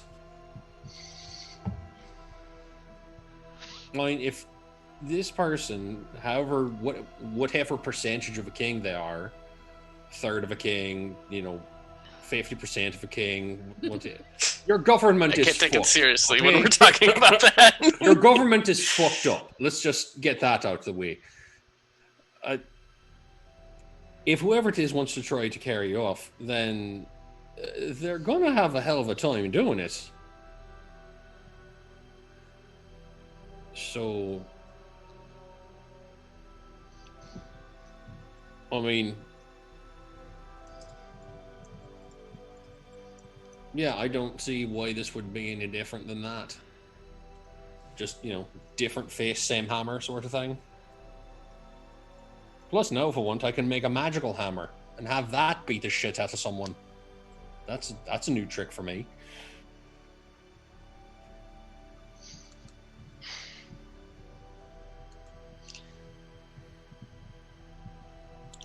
Oriana starts tearing up a little bit. Thank you all. I am sorry that I did not entrust you with my secrets sooner. I mean, we'll put it this way. We've accepted Dobbie, of all people, into this group. What made you think we wouldn't accept a supposedly good violin player, but only in a concert hall, that ran away from a third of a king? I'm never going to hear the end of this. No, you're not. You're really not. I can't stress this enough. You're really not.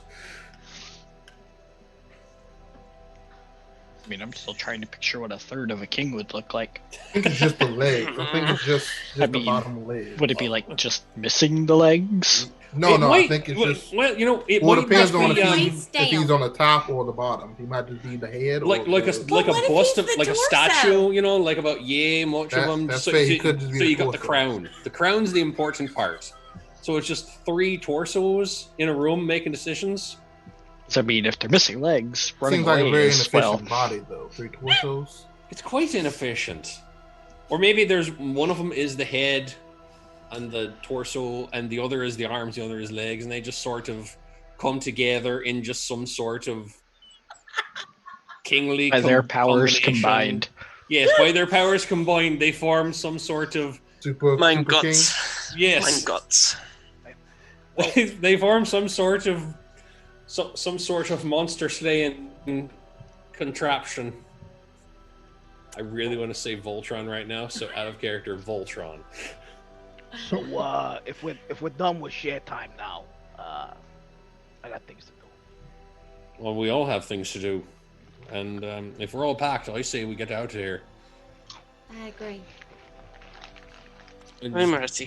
full disclosure: the second we get to Zerithimar, I have business in Temple of Pelor. Immediately. Right. That's I fine. also need some business to do in Zerithimar as well.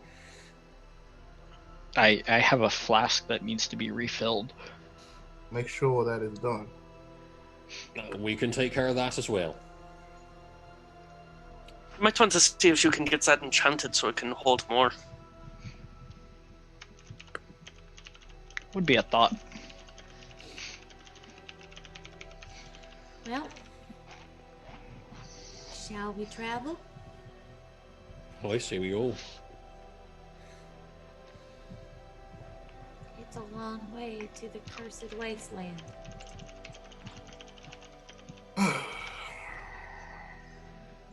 Well, that's it is, but we're gonna shave off a good bit of the trip. No. I have a feeling a place called the Cursed Wasteland. That's a little bit more free spot for such a mad god to work his magic Yeah. in. Oh, most likely, yes. It's a real interesting spot for one of the tribes of Melora's chosen to Or maybe it was just given a bad name to keep people out. there was mention of lots of demons and stuff, so I don't necessarily think that it was just given a spooky name to keep people out. I mean, aren't you from a place called Forest of Whispers? Yes. That sounds creepy, too. Yeah. See, thank you, Sin. That sounds a bit spooky and creepy. Right, but not the same as the Cursed Wasteland. No, I'm just saying maybe there's a theme, and this is just sort of like an unnatural escalation. You know, someone just didn't get the constraint of, you know, we want to make it like, you know, like a spook house for children. Like, ooh. Yeah, we want spook house for children level of creepy. Right. Not But not like die on sight, do not come in. Exactly. We don't want to make it a cautionary tale told about the gods of old sort of creepy. And they just sort of went a little too far afield with it. I have a feeling that's not the case, but I hope We you're can right. hope. I don't think it is. I really don't. And it's a heck of a place for people that my people have not seen in hundreds and hundreds of years. Well, it's only one way to find out. Nothing Yeah. else. I am a little sad that I won't get to go pick up those books, but All right, I don't think they would allow me to rent them for, well, however long we're going to be away. well, think about this. I don't particularly know anything about Zerithimar, but there's got to be at least some sort of library there. Hopefully, I would really like to understand more about the arcane. It's the capital, spellcast. I heard, so probably definitely probably at least one, right? I would assume they would have books. Isn't?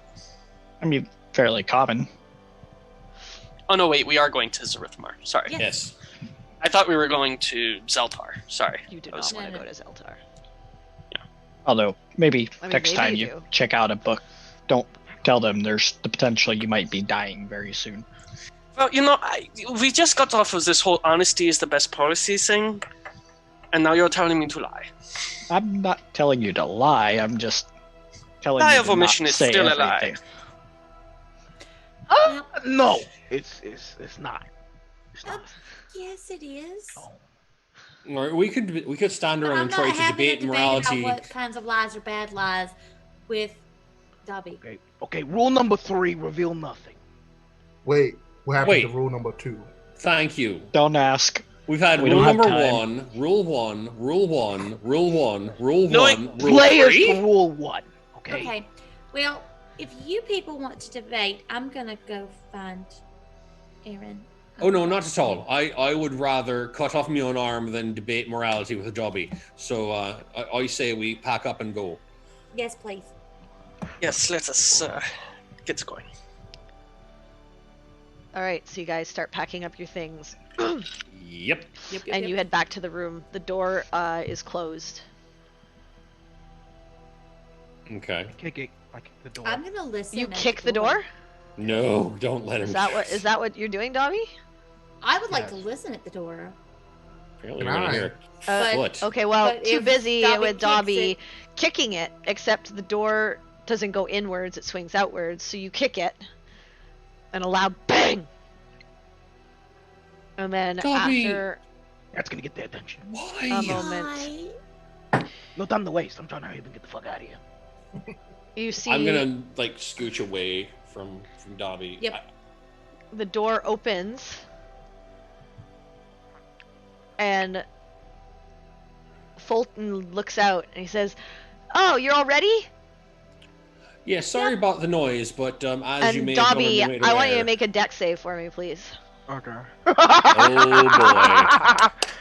Oh Oh, boy. deck save. Come Take- on. Yes. 22. Take No. 64 What is- d6. That might not beat his DC. Wait, what? He's casting a spell. Oh, He shit. He fucking killed an avatar, guy. Yeah, I mean, I mean, 22 doesn't beat the DC, good lord. Yeah, dude. hey, these are some epic level Fulton motherfuckers is pretty here. fucking epic. Yeah. I mean- Let's see. And he is a delight, and you need to stop being mean to him. I mean, he needs to stop being mean to like everybody. I'm watching you, Dobbie Pons. Fuck being nice. He stops being mean, we're gonna think he's been, like, possessed by the god we're trying to... Yeah. Yeah, there you He's go. like, oh Yeah. yeah, let's go help those. Okay, as you actually, I was using your DC because I just want to see. Yeah. As you as he is about to allow everyone in, his gauntlet glows and that blue force slams down right in front of your feet, and you jump out of the way, and it singes the bottom of your boots, but you kind of fall backwards onto your ass for a second. And he says, "Yeah, come on in." I step over Dobbie. Again. I do as well, and as I pass Fulton, like, can I just say, I think you've slowly become my favorite person. Sure. I just wanted to see how fast he was. He likes apparently blowing things up, so, wanted to make sure he wouldn't drop the dynamite, so to speak, but that's a strike against you, Dobbs. Well, I mean, that's why we haven't given him anything yet. Makes sense. There's a reason that he remains unarmed with explosives. Well, or no, I should say there are many reasons, so many reasons why. It's okay. Come on in.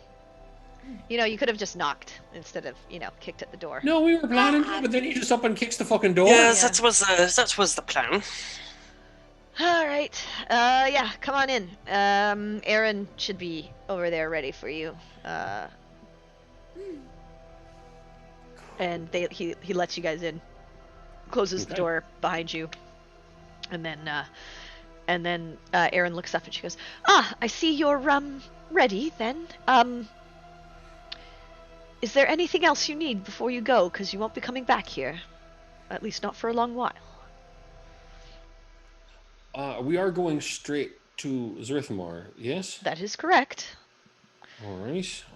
But if you have any questions, I'd ask them now. I'm looking to the group because I'm trying to think if there's anything Quinn would want to know. I feel my only question would be better answered in Zerithimar. All right.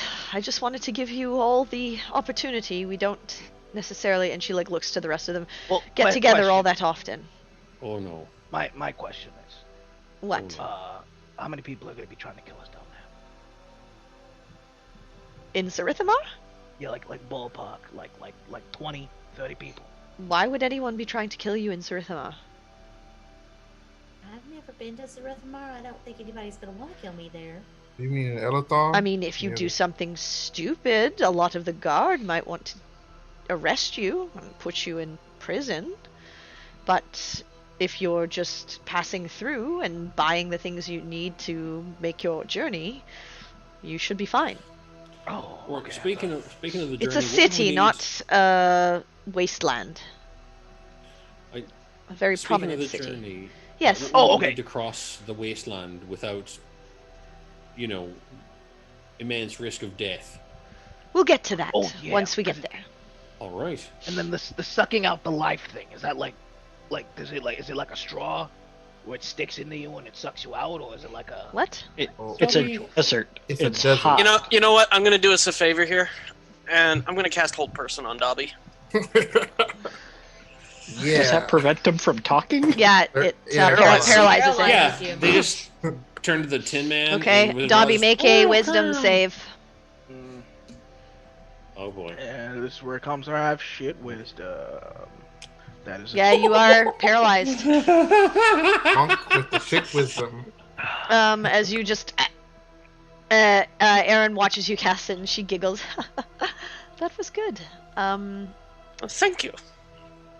I don't really know why he's asking such. I mean, when I said questions, I meant intelligent questions. But well, I mean, I'm not sure. I'm just not sure what would be sucking the life out of him. Is there something you were told? I think he was referring to the desert heat. But he. I mean, take water with you, of course. Yeah. Yes. Yeah.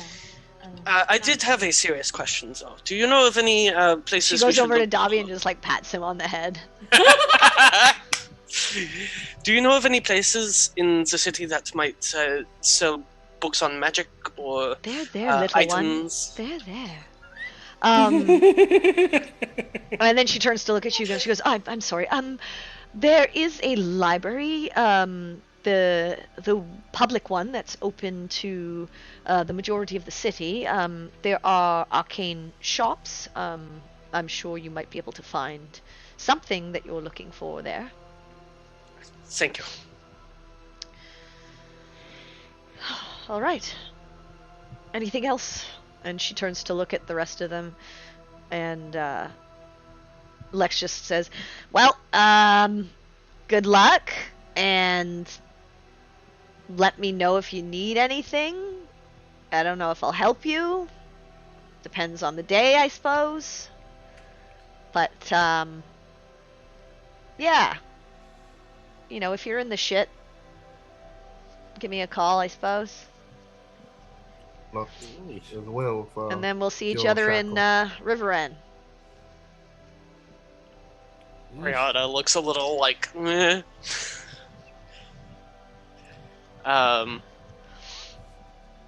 Thank you again, Lex, for everything. Of Thank course. you for your help. And Yes, we I'm appreciate sure you'll all of be us. excited to get back home. Mm.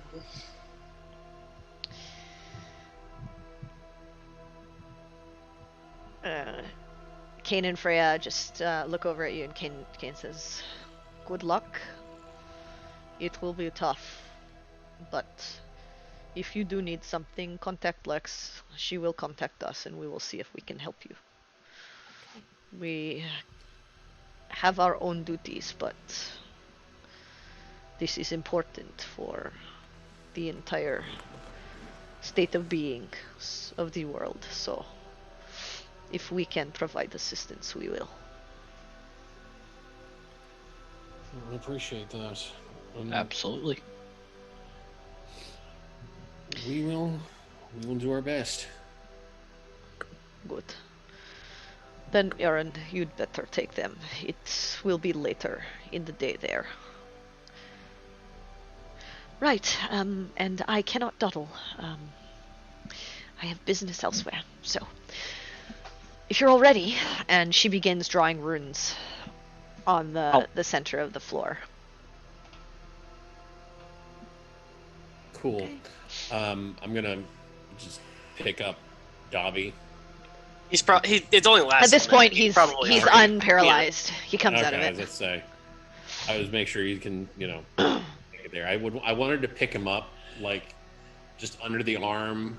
Football. Football Yeah, carrying? just football carry him, like you do with an unruly child sometimes if you have no other choice.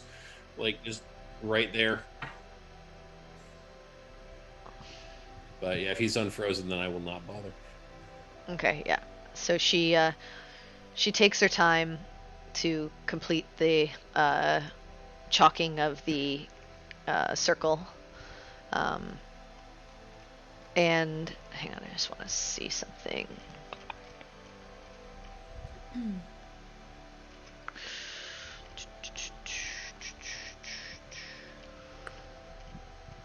if we die. No, I'm looking at something. There's this table that determines whether or not we teleport straight into the middle of Avernus. Maybe. It's fine. Okay. You said table. I thought the rest of the statement was going to be that tries to eat us.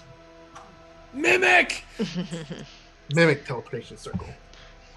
Oh my god! Terrifying. Don't give her ideas. That would be the worst mimic ever, but also the best mimic Oh ever yeah, at the same time. that just takes you out of this dungeon. Okay. Right over Yeah, there. so she finishes casting or doing the chalk, and then she finishes the last stroke, and you watch as the circle with all the runes, and she says, "Come now, step in." Oriana's just like looking at it in awe as it's going and walks I'm in. already like there. Yeah, walking. Yeah, I'm walking through. And I got as business. as you walk in, the light surrounds you, and you feel the energy around you charge, and this golden arcane glow flashes before your vision clears, and you are in the center of a crystalline room with a single door to your left. And let me just change this to the music because you are now in Zerithimar. Okay. Cool. Excellent. All right. So, after a moment, 2 guards rush in, dressed in golden armor, with a style and markings none of you have ever seen.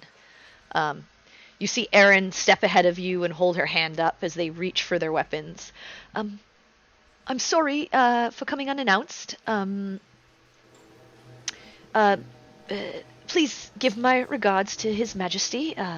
There's some business we must deal with, and time was of the essence. These are my compatriots here to help. I'm simply escorting them so that they can make their journey. Oh, Miss Shieldheart, we weren't expecting you, but you are of course welcome here any time. It is good to see you again. I know His Majesty would love to speak with you of all people. I know. I promise I will make a trip back here when all things have settled, but I'm afraid I'm in the middle of juggling a few things. Tell him I will be happy to answer all of his questions once I get a moment of freedom from my own duties. Of course, please be safe. And they bow and gesture for you all to exit the room, and Erin sort of leads you on. And as you step out into the next chamber, it is massive and difficult to understand. There are walkways crisscrossing above your head made of that same crystalline substance. You see various people in all manner of robes and dress walking amongst them, carrying books and bags to different hallways and archways that lead off further into the building. The floor you're on has tables and chairs as well as a circular desk in the middle with 4 figures sitting behind it, speaking with people as they step up. There are 3 doors along the wall you just came from and 4 on either wall to your left and right. 2 of those crystalline walkways arch upwards from either side as well, leading to upper floors. And in front of you are large double doors, maybe 40 feet tall, made of a golden quartz-like material that swing open each time someone enters and exits. There are all manner of people moving to and fro within this building as you take it all in for a moment. Welcome to the Crystal Arbor in Zerithimar. This is the capital of Zeratan and the center of the Empire. This building is where many mages and scholars come to learn of the arcane and further their understanding of Aeterna. It is open to public for visitation, but only certain areas may be accessed by those who do not study here. Come with me. I'll give you a brief rundown of the city before I take my leave and head back to my own business. And she shuffles you along. Okay. Oriana, right here. What'd you say? I said, see you. Like point. I mean, he like just gestures to like all the people with like books and stuff. He doesn't know at all what what you do necessarily. He's like, see all this stuff here. Oh, look, books. Yeah, Books. he looks like, look, there's books there. Your problem is solved. Look, there's books. He heard public, open to public, and like sees the books. He's like, see. We found the library. She continues heading sort of across to those front doors, and she leads you out of the front doors, and what you see is astounding. It is a massive metropolis built in rings that lead outward farther than your eyes can see. It's about mid to late afternoon. Dash was big, but this city is a massive metropolis. Looking out upon the city in front of you, you see floating islands of flora and fauna that seem to be orbiting the city. A massive structure towers out of the valley below, gleaming in the bright sky. You see ships of some sort floating in the air at the top of the spire, docked against a platform of some kind that juts from the building. As you can see, we're in the central district of the city called the Sun's Orbit. The Crystal Arbor, behind us, and the Temple of Light, and she points over to a large building, are the only 2 areas that are freely available to the public as they face the outside of the ring. However, there are a few inner areas, such as the Sun Palace, that only those with proper credentials can visit. The Emperor does open the palace to visitors every so often, but be aware that attempting to go places that are restricted is unwise, and she looks at Dobbie, and will likely end in your arrest, exile, or death, depending on the situation. And she smiles at you. Below us is the Shaded Valley, and she points down below, as there are, like, pathways that lead down. It is the lower ring of Zerithimar and houses many of the wealthy and middle-class people of the city. It provides shade during the hottest portions of the day, and many businesses are able to function more productively out of the blazing heat of the desert. As you can see, the Lifeblood River flows down from the sun's orbit in either direction and provides the water that is then filtered through the aqueducts of the city and provided to the people. If you're looking for a place to rest that is a little less stifling and of finer quality, the taverns in that district will be to your liking. She gestures across the valley and to the outer section of the city that seemingly flows into the desert surrounding it. And you see like the rippling of your vision as the heat sort of rises in the air. The most outer region of Zerithimar is the Sun-Kissed Circle, where the majority of the city's populace lives. It contains the Sun-Seared Market on the eastern side and many various residential abodes. A large portion of the populace head into the shaded valley to work, but live on the outer ring as the land prices and taxing are a little more reasonable. The entire city is enclosed in a large stone wall that encircles it completely and is patrolled by the Amber Garrison, the city guard. Before you make your way out into the desert, you'll want to purchase a Telerik or two, and perhaps a Sandski. Traveling by foot is certain death. I would recommend a Dune Drifter, but she looks at you. I doubt you have the money for one, as they are quite expensive. There's a livery near the eastern gates that sells them, the Teleriks. I'm sure that was a lot of information. You'll probably need to take a day or two at least to figure this place out. Maybe more, if you wish. But you'd want to leave from the eastern gates to head towards the Cursed Wasteland. Well, it would be east and then south, but yes. Do you have any other questions that I can answer before I leave? And I'm sorry, which one of these buildings did you say was a Temple of Light? The Temple of Pelfer, yes? Oh, yes. And she points just off to the side, and she says, that large building right there. Right, thank you. Run. Okay, Quinn just darts off. Well, Okay. I'm still frozen, right? no, you've you're been not. unfrozen for a long time, dude. Gotcha. Any questions for the rest of you? Yeah, I'm just gonna follow him, make sure he doesn't get district here. Where's the what? It was like the seedier district. I don't know. I don't go to seedy places. Okay, not cool. one I'm of just my gonna things. go then. I'm following Quinn.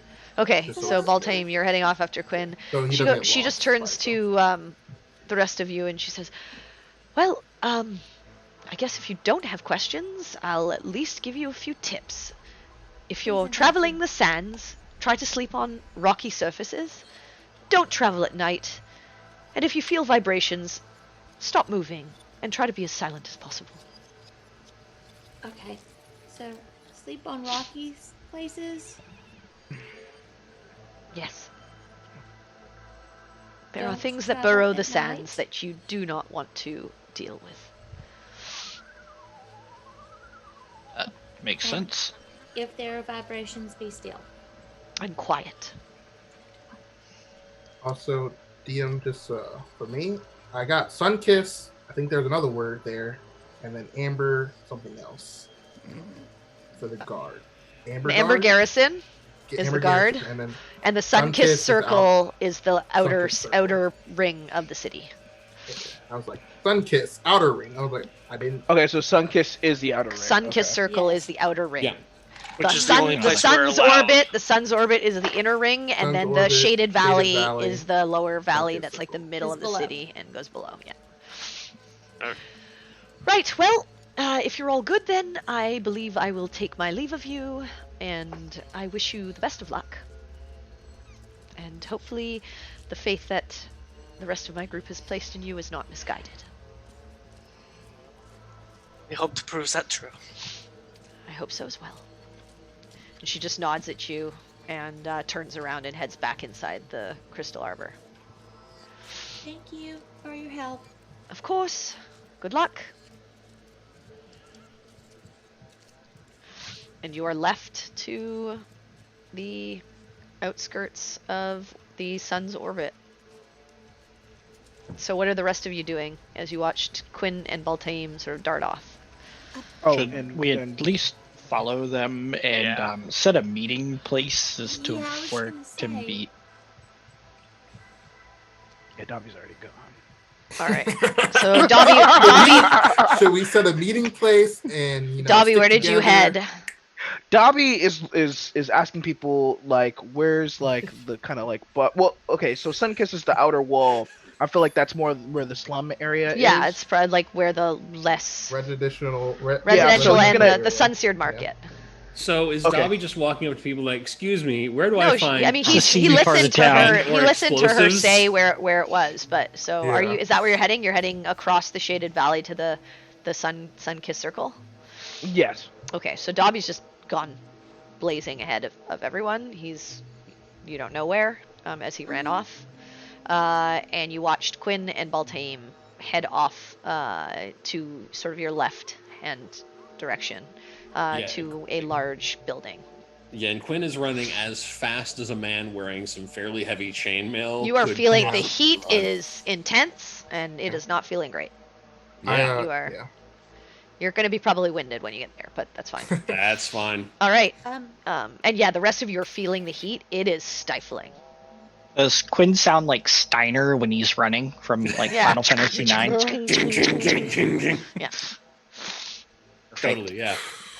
should Oh. we maybe follow Quinn? I'm not following Dobby. I don't know what he's up to. And I don't want to be involved in it. Because the last time he was off by himself, he asked about how to melt buttholes. He actually wasn't. He wasn't by himself. He was Wasn't by Baltaim. myself. He wasn't at all. That's true. Yeah. I think it's more imperative that we. watched him do it. Baltaim is just a bad babysitter. I think it's more imperative that we go help Queen. I don't know that he needs our help, but I well- think we should stick together. Because we didn't Well- arrange for a meeting place. That is my point, more or less. Yes. Okay. Dobsworth will likely get himself arrested, and I do not want to be there for that. We're okay with that. Well, at least we know where he'll be. Arrested. Have a place to sleep. Yep. Which, are we staying the night here and then heading out in the morning? I think What- we need to take a couple of days to get prepared before we leave. It's afternoon here, right? So, Yeah, it's like later afternoon. Yeah, You can see that the sun is sort of like low on the horizon. It's still Mhm. very, very hot, but probably not as hot as Yeah, it, yeah. it And was it at like could be. noonday. Yeah. And you're thinking, like, seeing where the sun is and how hot it is now, you're like, this is going to be It's gonna be tough. fucking terrible. Yeah. So, Okay. so you guys start heading towards the temple. All right. All right. Let me just. I'm just as we're like walking, like I'm running up behind Clint, like follow him. I'm just like, back here if you need anything. Stay out of your business, of course. But let me know. He was like he rushed off before he got a chance. right. To, I assume like I'm trying like just like shout him down, like to let him just kind of let him know that I'm like behind him. yeah. You like let him know he hears you, but it's not really paying attention to you. All right. Nope. You guys, as you come towards this building, you see Quinn going. You step up to this large white stone building with its main large stone doors facing the lower and outer rings of Zerithimar. You see various people stepping in and out of the building, likely performing their daily prayers or looking for guidance from the patron they place their faith in. The main gates to the grounds are framed with large pillars and statues of great warriors that served the god of light before the tear to the abyss swallowed Elethon. Large crystalline windows line either side of the temple, and as you step inside, it opens up into a large chamber for prayer and mass, with steps on either side leading up to a second-floor balcony that wraps the main room, leading to the many quarters of the priests and acolytes who live and maintain it. You see a number of the pews with people sitting in silent prayer or reading scripture. A few of the priests and acolytes move around to converse with the parish and offer their guidance and assistance where they can. And at the front, a few people kneel in front of the main dais and statue of what you assume is the Dawnlight himself, a tall, knightly figure with a flaming brazier in place of where a face would be. A couple of those kneeling are armored individuals who you assume to be part of the guard of the city or the emperor himself. One of the figures appears to be in conversation with the head priest. Do you continue forward? Yes, I would like to find the. Well, first I would scan the room, see if I see Mahdi. If I don't, just go up to the first person that works here, and I'm gonna start asking questions. Okay, make a perception check. Absolutely, I shall do that. Come on, perception. Don't be shit. That's a 5. Okay. It's been a while since you've seen her. And Crap. you remember what she looked like when you left on your journey. Mhm. But yeah, you step up and kind of are looking around and don't really recognize much of anything. You just see these like figures praying and this one figure sort of talking to the priest. As you're kind of like looking between the pews and stuff like that. Okay, cool. Then I will just walk up to the first acolyte priest or what have you, the closest person to where I'm standing. Closest person to where you're standing. There's someone kind of like helping on your right, like speaking with another person in the pews. Closest available person to where I'm standing then, because Quinn is in a hurry, but manners still matter. Okay. There's probably a figure off to the right-hand side of the temple that is like free. Looks to be like lighting some incense in one of the braziers. Okay. Cool. I would go right up to this person and just try to very quickly but politely get their attention. He looks over to you and says, yes, can I help you? Yeah, I'm trying to find someone. I was told they'd be here. It's a girl about. No, you indicate about how tall she is. Yay tall, dark hair, crazily blue eyes, named Marianne. Perhaps you know who this person is, seen him maybe? He looks at you, like, blankly for a second. I know, it's crazy. But and then points over to the figure talking with the priest. Cool. I knew the natural one was going to do that. That's why I didn't go straight there. I was like, I want to play this as dumb as possible. And as you turn and begin to step closer to the front of the temple, you begin to notice the figure speaking with the priest. Her black hair is long and elegant, flowing down to her mid-back. Her bright smile is warming, but there's a fierce gaze in her eyes, like she's intent on completing a goal. She wears an adornment of plate mail decorated with gold etching, and this was probably what threw you off, and the symbol of the sun on her on the chest piece. The armor glows vibrantly. She wears a blue cloak around her shoulders with a hood that is currently down. Her pants are black cloth material that tuck into lightly armored greaves. She carries an intricately designed battle axe currently hooked to her belt. It contains sun motifs along the hilt and blades, and on her back rests a shield with an emblem of the platinum dragon etched into it. Dang, girl, been busy. All right. Fucking cool. I am going to... Let's see. Yep. I was trying to think if there's anything else Quinn would do, but no, there is not. I'm going to charge this woman.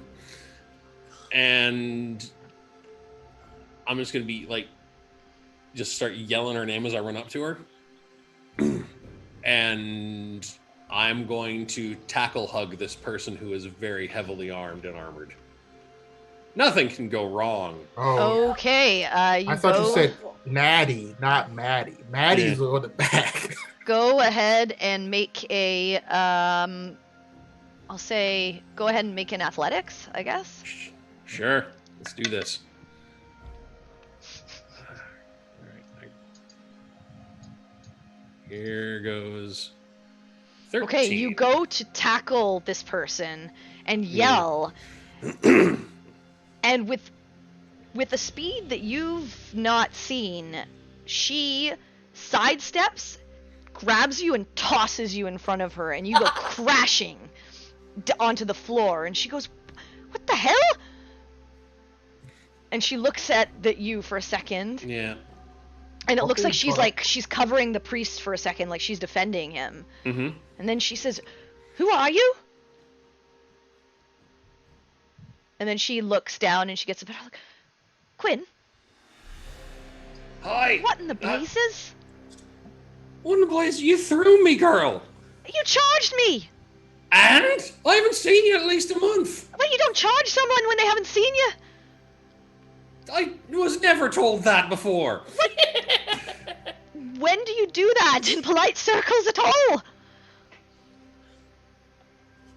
Oh my goodness. It's Is good. this a polite circle? I'm a hugger. Yeah, she hugs you back and she says, I wasn't expecting you this quickly. Neither was I, but apparently I met someone today that offered to give me a very quick magical ride here, so here I Well, am. yes, you seem to be all sorts of magical secrets are in your repertoire now. Yeah. Yeah, long story short, and I hold up the necklace of Laura. I can do all manner of things because apparently I work for Melora now. Well, you work for Melora. Look at you. Where in all the hell did you get all this? Well, from the Emperor, actually. Sorry, what? Emperor Sorth? His Majesty? Right. I'm here for a reason. This is, where the dawn light shines the brightest. Right, that's true. We have a lot to talk about, apparently. More than I thought. We do. It is good to see you. I don't know if this is the best place to talk.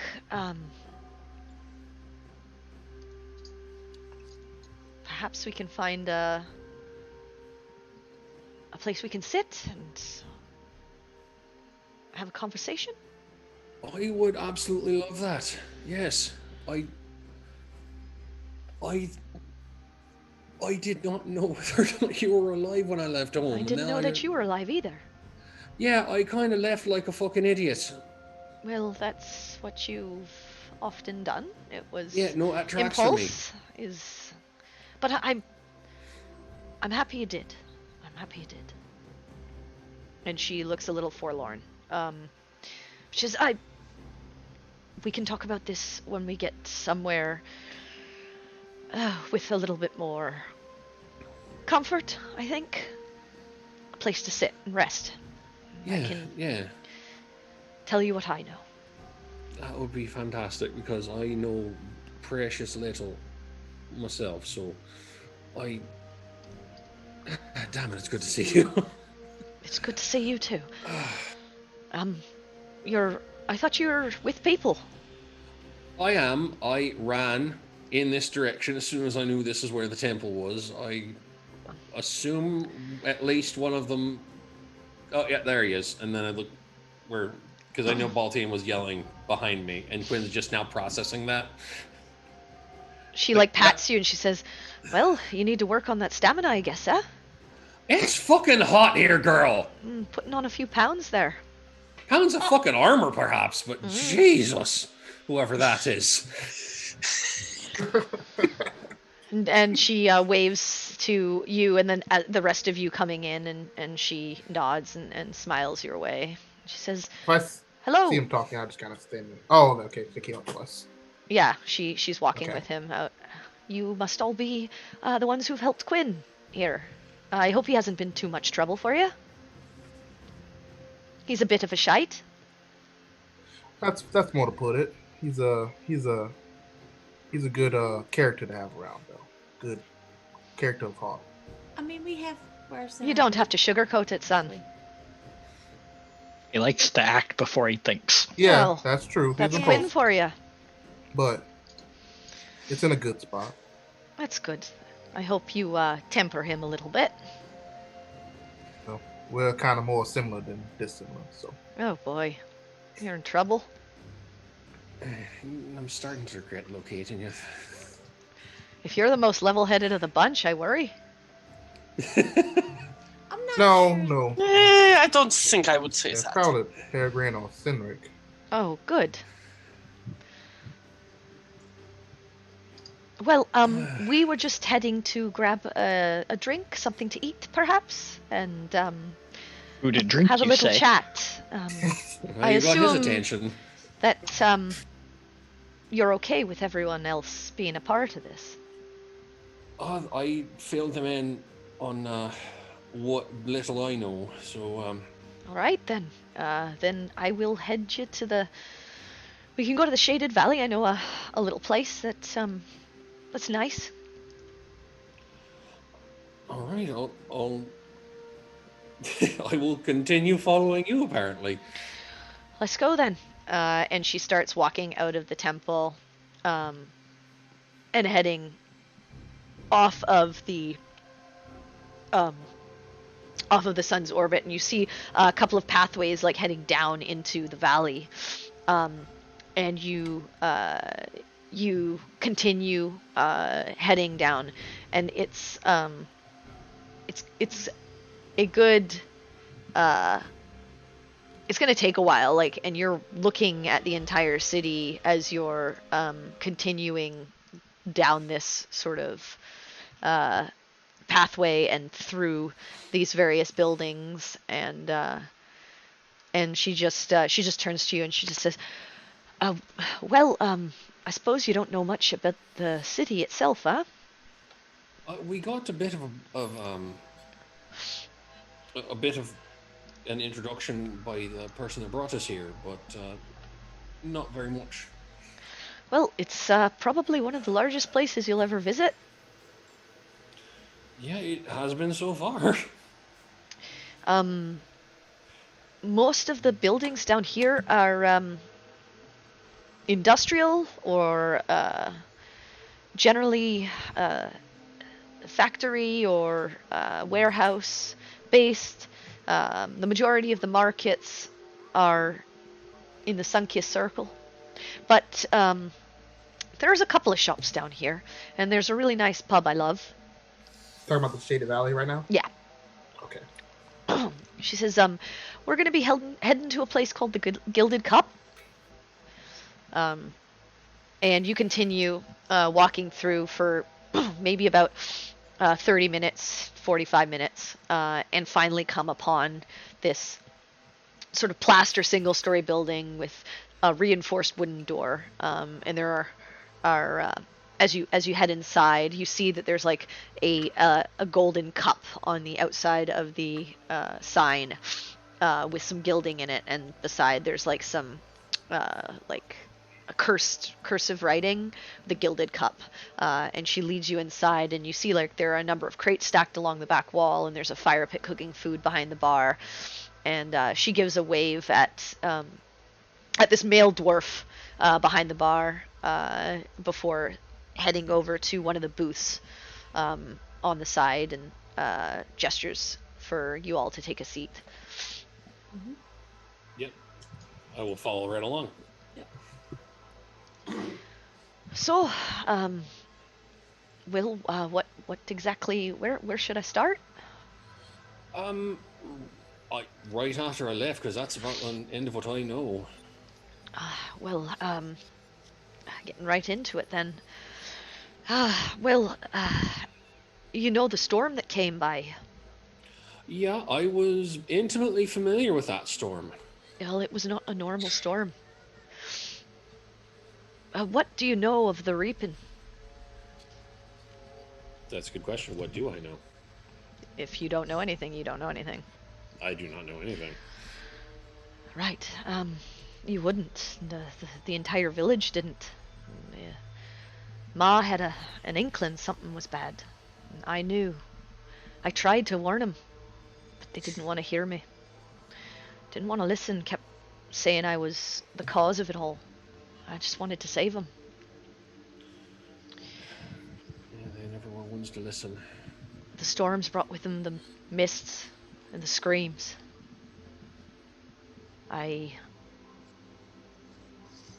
All I could do was break out of ties they had me in. They wanted to make a martyr of me, a sacrifice of me, thinking that maybe that would save them. But they didn't understand. They were scared. Those scared often turn to their worst instincts. And Ma, she and a few others helped get me free and told me to run, and it was the best I could do. There was nothing more I could do. But they ran to try and help others. It was too late. That's what the reaping does. It takes... Do you know anything about the Shadowlands? The problem is I've read all the stuff, so I don't know what character would know versus player. I don't think... I mean, Quinn probably wouldn't know much. What I know, Yeah. being in Igaria, kind of in that area, like just anything about it? You know that it's a place of... Like sealed off. It's a place of dark magics and undeath. She just says, it was once apparently a beautiful place. But it was turned into a dark and corrupted land. The souls of the people stolen, living forever in torment. And more recently, in the years, every so often, the mists travel further and further in the reaping and take more souls to feed whatever dark power lives in that place. That's what came to our village. That's why none of them... They're not there anymore.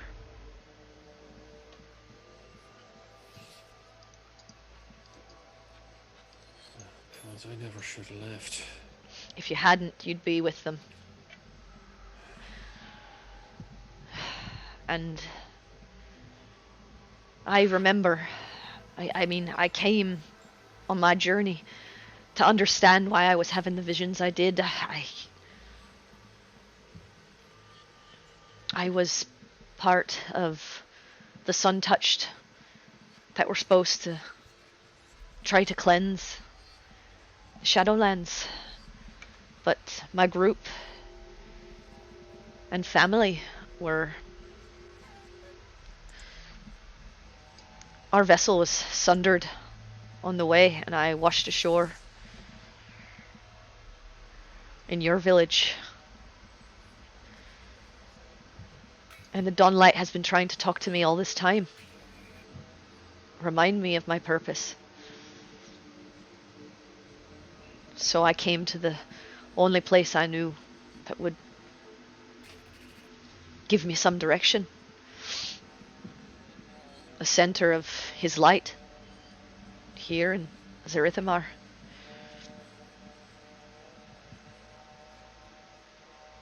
And I was lucky enough to explain myself to the head of the temple there, and was given a chance to speak with the Emperor himself, explain what had happened.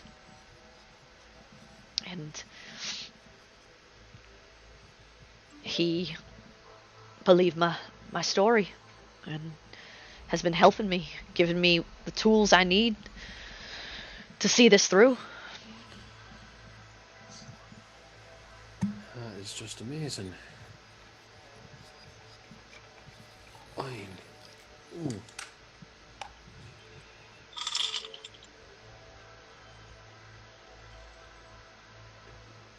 I mean, I'd say I can't believe it, but I always knew there was something up with you. I wish I could have saved them, Quinn. And now I feel it Their souls are trapped there. In torment. Right. In pain. One question. What do we do to get him out? Well, I'm trying myself to find a way to free the trapped souls. Perhaps weaken the reaping. But so far, haven't been able to think of a real good way. I see. I think it'll require venturing into the Shadowlands themselves, Well, breaking that's what it whatever takes. endless cycle. Well, that's what it takes. That's what it takes. Ah, well. So, can a place like that even be entered to? From what I've heard, there's places on death. And Well, yes, most, if you touch the mists, it strips away your physical, takes your soul, and you just become a part of the reaping. But, sun-touched, my people, the mist cannot harm us. This task was meant for us. I will not have you doing it alone. Well, I mean, I can make my way towards the Shadowlands and perhaps see if I can better understand how to get through, learn the terrain, wait for you. But you're going to have to figure out a way to make it through for yourself. Right. Well, you know me, girl. When have I ever let something insurmountable stop me? Well, you said you're now you have a goddess on your side. Maybe I you do, can apparently. maybe you can speak to her. Oh, I Just most be aware, assuredly will. you, and she points to Baltaim, those mists are extremely dangerous for you.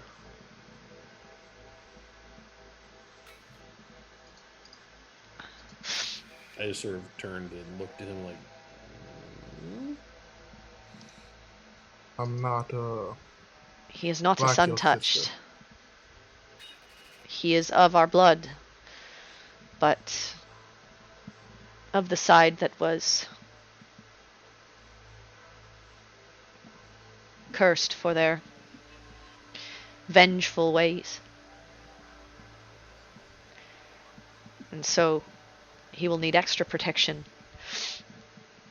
from places as corrupt as the Shadowlands, or he will become like his brethren.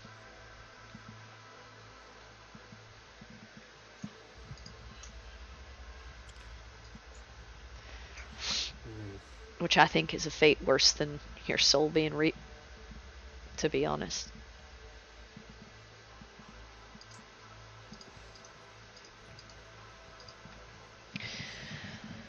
I wish I had better tidings for you, Quinn. But I mean, I don't think you understand. I don't think you understand this from my perspective. I've spent the last month just wandering about with this group, not understanding what I was supposed to be doing, not understanding why I could do the things I could, and not having any idea where anyone was, including you. But I found you. Against all odds, village fuck up I was, made my way all this distance out and actually found you. Odds are pretty good that if I could do that. finding a person is different than fighting an ageless darkness.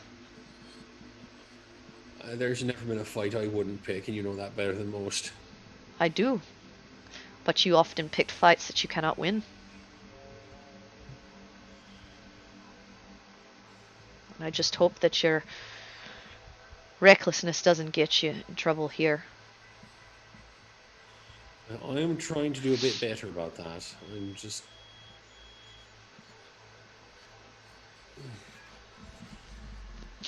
Well, then, like I said, find a way that you can enter that cursed place, and we can do this together. You obviously know how to contact me, so I do. we can stay in touch.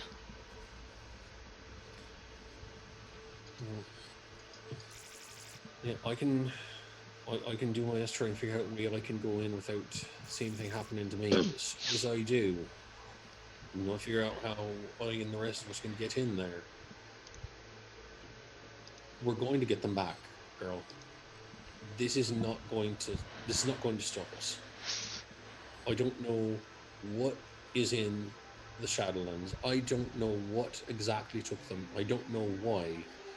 But I do know that whatever it is has no idea exactly with whom they fucked. Quinn, you understand that us freeing their souls doesn't mean they come back.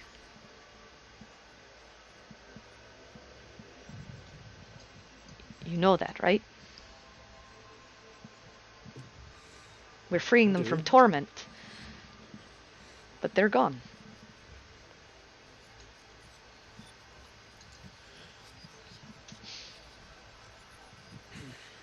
I don't know. But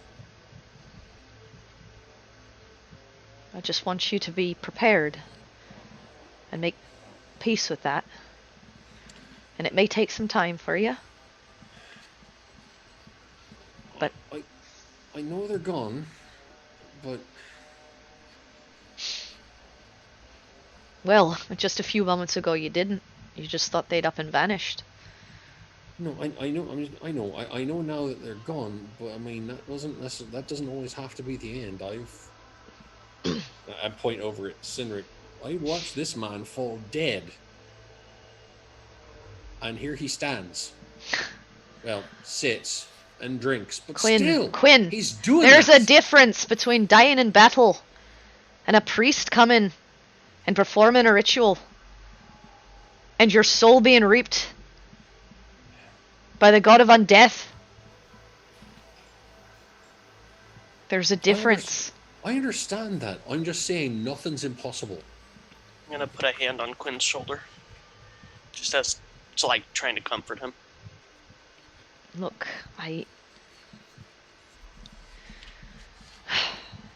you need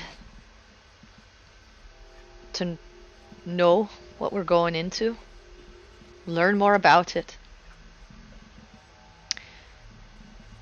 and understand that the things we see in there, when we go, the things we'll experience, just know what you're walking into. Well, I don't plan on walking in without more information than I've got now. I have no intention of walking in blind.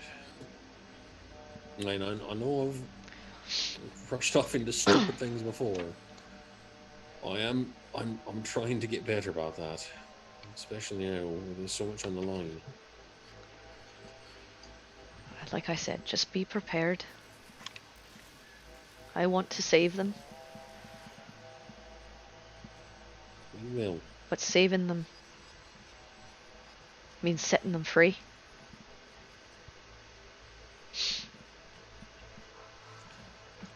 Freedom's better than torment any day, even if it means they're not going to be back. But even that,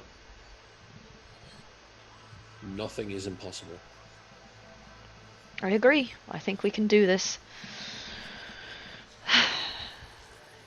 If you don't succeed first, try again, right?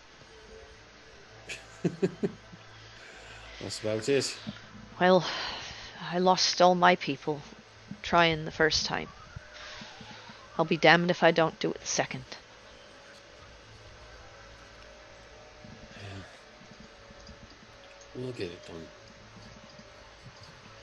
We will. We just have to be patient and smart about it. Yeah. Not something you ever thought you'd see on me, is it? No. That's why I'm telling you. You're gonna need some time. Yeah. Maybe learn more of that magic your goddess has given you. Yeah. It's the strangest damn thing. It's like one night you go to sleep not knowing how to do things. Next morning you wake up and all of a sudden you can make a hammer out of nothing that'll just start pounding things at a distance. It's really just the strangest thing. It gets easier and more understandable. That's good to know. I mean,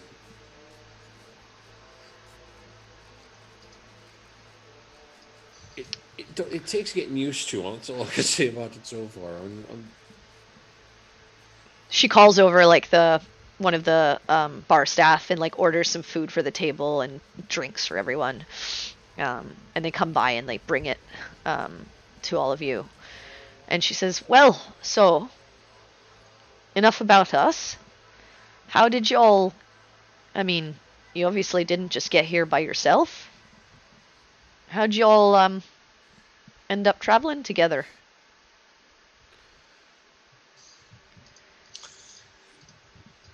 Your brother helped me deal with some unkind folks in Prestdale who were trying to get a little too familiar. There was this bastard on the street what tried dragging her off to have his way with her, and I introduced her to good old Abigail. Right. So You do know that Prestdale is a city of pirates? Yeah. Yes, I know that now. we understand that now, yes. Well, It was a very kindly captain who actually helped us get out of that situation. yeah. A lot of those men are a bunch of arseholes. Yeah, I discovered that very well in one day's time. Well, it's a good thing you found each other there. But then the rest of you are also in Prestdale? No. We kind of all met in Dash. Yeah. we Oh, kinda that stumbled shithole. into each other. I remember Yeah, being it's not there. Very pleasant. It's not very It's not, pleasant at all. Do not enjoy. It's a bit of a smelly place. I think there was only one good thing about Dash. What's Not that? exactly. Lex? Oh, there's that. I do like Lex. She's very nice. Yeah. Is this a friend of yours? One of you? No. More of a benefactor of sorts. Yeah, more like a patron. Is this the person, Quinn, who got you here? No, a friend of hers, Aaron Shieldheart. Oh, I think I've heard the name. Yeah, only met her just this morning. Oh, well. Great. But yeah, no, we basically met because we were all they were all trying to find someone, and I didn't trust. I'll point to Dobbie, that short shite as far as he He's not could throw around. me. Dobbie's not with us. He's not with Yeah. Oh, you. that's right. I forgot he wasn't here. Never mind. He wandered off. I didn't trust one of these fuckers that isn't here, but as far as he could throw me, so I followed along, and then all of a sudden we get into something. Long story short, we seem to be marked by the god of eternal darkness, and Wait. now Wait. You're kind of bearing the lead there, Quinn. I was going to get back to it. Oh, well, that does not sound good. No, it's we were not. all looking for the same person, and that person apparently. Sounds like you got your own adventure set out for you beyond our village. Yeah. Yeah. I just sort of stumbled into this one on the way. Seems. Well, it sounds like a pretty big one. Yeah. Okay. Yeah, I seem to have got myself tangled up into some sort of apocalyptic end of the world type shite. Well, that sounds like you. I mean, it really does. You do tend to stick your nose in places you shouldn't. Not so much my nose as much as my fist, but yeah. Same Or your basic hammer. principle. Yeah. Boy. Well,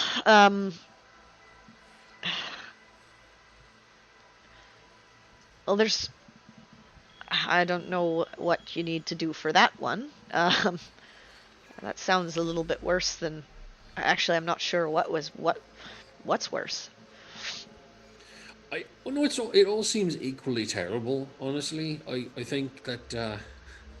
I thought just worrying about the Shadowlands and the Reaping was bad, Yeah, no. and now you're bringing in the God of Darkness.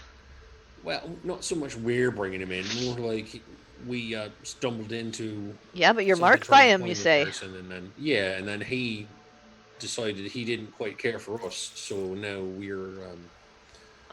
Okay. I believe his shit list would be a way to say it. Well, you might But you might want to deal with that too. Maybe before you deal with this. We are trying to. We are. It is a work in progress. Right. Yeah. Well, I just want to make sure that we go into the Shadowlands with our best foot forward, rather than a god of death on one side and a god of undeath on the other. Yeah, I think that our Well, hopefully they'll current cancel each other out. mission Yeah. might- I don't think that's how darkness and undeath not- work. No, I think No, they I sort of think they compound tag one team us. another. There was hoping, you know. They sort of form a tag team to some sort of like Mega Powers Legion of Doom. I don't. Yeah, I like I said, I think you better just Yeah. deal with one problem first before piling on another one. Probably for the best. Yeah. Say the problem that's, going to kill us and take our souls might be the more important one. I mean, they'll both take your souls. Just depends on who's doing what with them. Right. Yeah, I think we're gonna have. And to it's a deal pile with of shite in one hand and a bigger pile in the other, so I don't think you want either. Yeah. One bite at a time. Well, fortunately, we have you working on one lead while we work on the other. Yeah. I can do that. It's what I've been doing here. I can spend a little bit more time with the Emperor and the acolytes and the priests here, get my understanding and my bearings, and then I can head out. And probably take a few people with me too, so that I'm not alone. I'm gonna get Do shit for this, some- but can I insight check her? Yeah? Do it.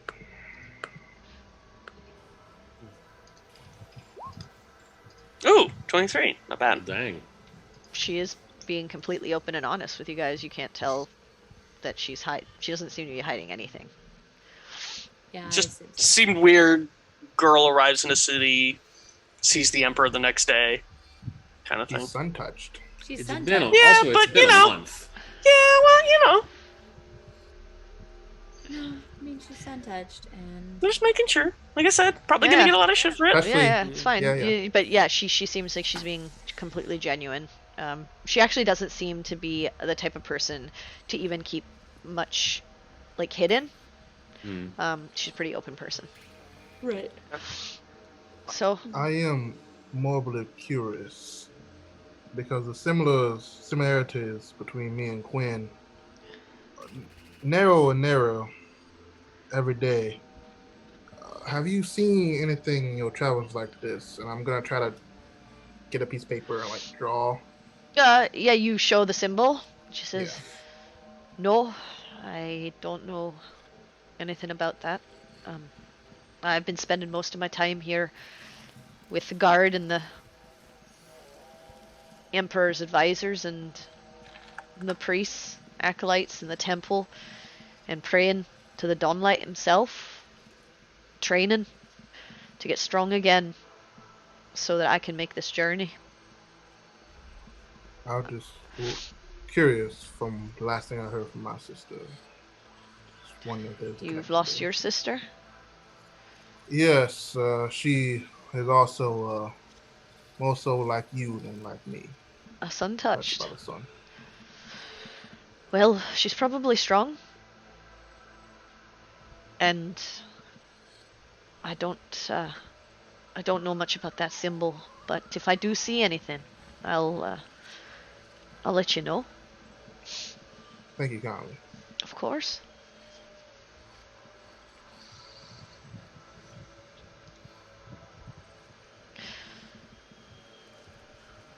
So, Queen, where are you planning to stay? Well, are you planning to stay here, or are you heading out right away? We were going to basically be here for a day or two to supply up because we have we have some business to try to deal with this issue, just down south a ways. Right. We forgot our cart. A cart? Well, we didn't forget it. It No, just I think this qualifies as abandoning. Yeah. It will soon belong to someone else whenever we do not show up to pay the fees at that stable at the inn back where we were. So Where did you come from? Avonhurst a poor wine barrel. this morning. Right. I see. Yeah, cart probably wouldn't do you much good out here in the desert. Probably just get stuck in the sand. Lovely. Yeah, most likely. But no, we'll be here long enough to supply up and then head on.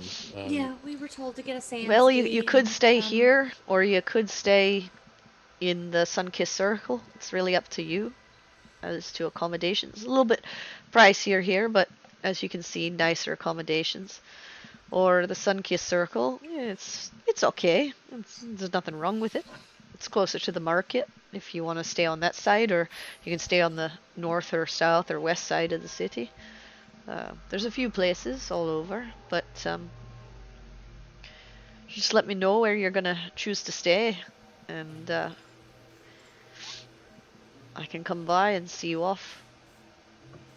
Well, Maybe you can just send me a message. well, I can do that as long as I remember to think about preparing that in the mornings. So yeah, Or, I mean, you can send a courier to the temple. I can always or get a that. message there. So, Yeah, I'll sort of look around to the group. I mean, I suppose we could just stay here since we already, we already are here. Yeah.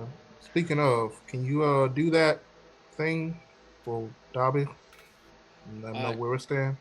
Not Keep him out of today. trouble. No, I can tell him in the morning. oh, one of your group just ran off. Yeah, there's this little fucking bastard named Dobbie. If you ever meet him, by the way, make sure you call him by his full name of Dobbsworth. He fucking hates it, and that just makes me so happy inside. Right. He It is. sounds like you're being a bit of a shite. I am, but he's earned every fucking bit of it.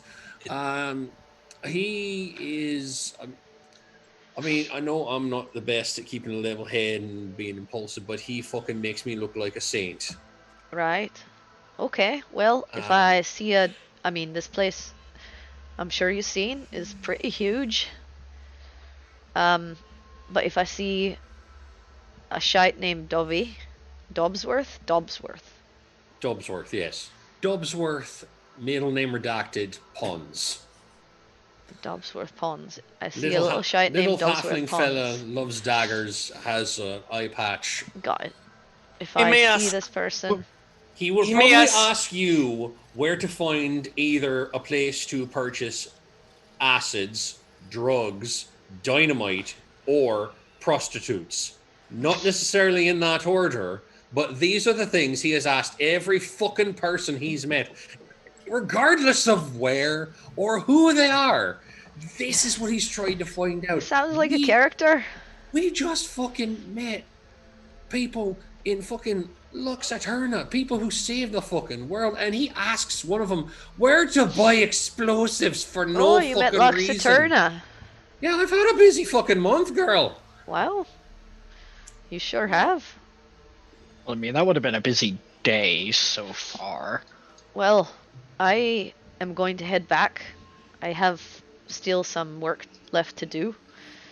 But it's been really good to see you, Quinn. I'm glad you're okay. I'm glad you're all right too. I've been worried about you ever since I found out that you weren't missing. You were just. I just not thought you'd home. been taken along with everyone else. Yeah, no, lucky me. I'm shite at sailing, and I nearly drowned instead. There's still a better way to go, but I'm glad that wasn't the way you went. It's good to know you're okay, and Yes. Yeah, same with that you, you girl. weren't taken with the rest. Yeah. Oh, well, and she gets up from the table and she says, well, enjoy the rest of the meal and the drinks, and you let me know when you're heading out, and I'll see you off. I will. I'll let you know right away. Just send a message to the temple, if not to me. I will. And trust me, I won't be leaving without saying goodbye this time. Alright. Good luck, brother. And she gives you a hug Yep. and gives you a gentle kiss on the cheek. And then she says, y'all take care of him. Huh? He can be a stupid idiot sometimes. But I love him. He is my brother. It'll be We'll on do your our heads if something happens to him. We'll do our best to keep him safe. And you do the same for them. I've been trying my best the whole time. But I eyeball Quinn. Fuck you, The buddy. shade. Oh, the shade of it all. Oh, the shade of it all. I just Maddie just gets up and she says, okay, well, if you need anything else, you know where to find me, or at least where to send word for me. I'll see ya. Hey, see you around, you stubborn sand crab. See you around, Ginger. And she heads out. And you guys are left there to finish the last of the meal and the drinks that you have. And I think that's where we'll take our break for tonight. Hey, yo. Yeah. It's a late one, but yeah, there was a lot to get through. Cool. We will be back pretty soon. We're just gonna take a short one, grab another drink, use the restroom, and we will be back shortly. So see you in a few, guys. Don't go anywhere.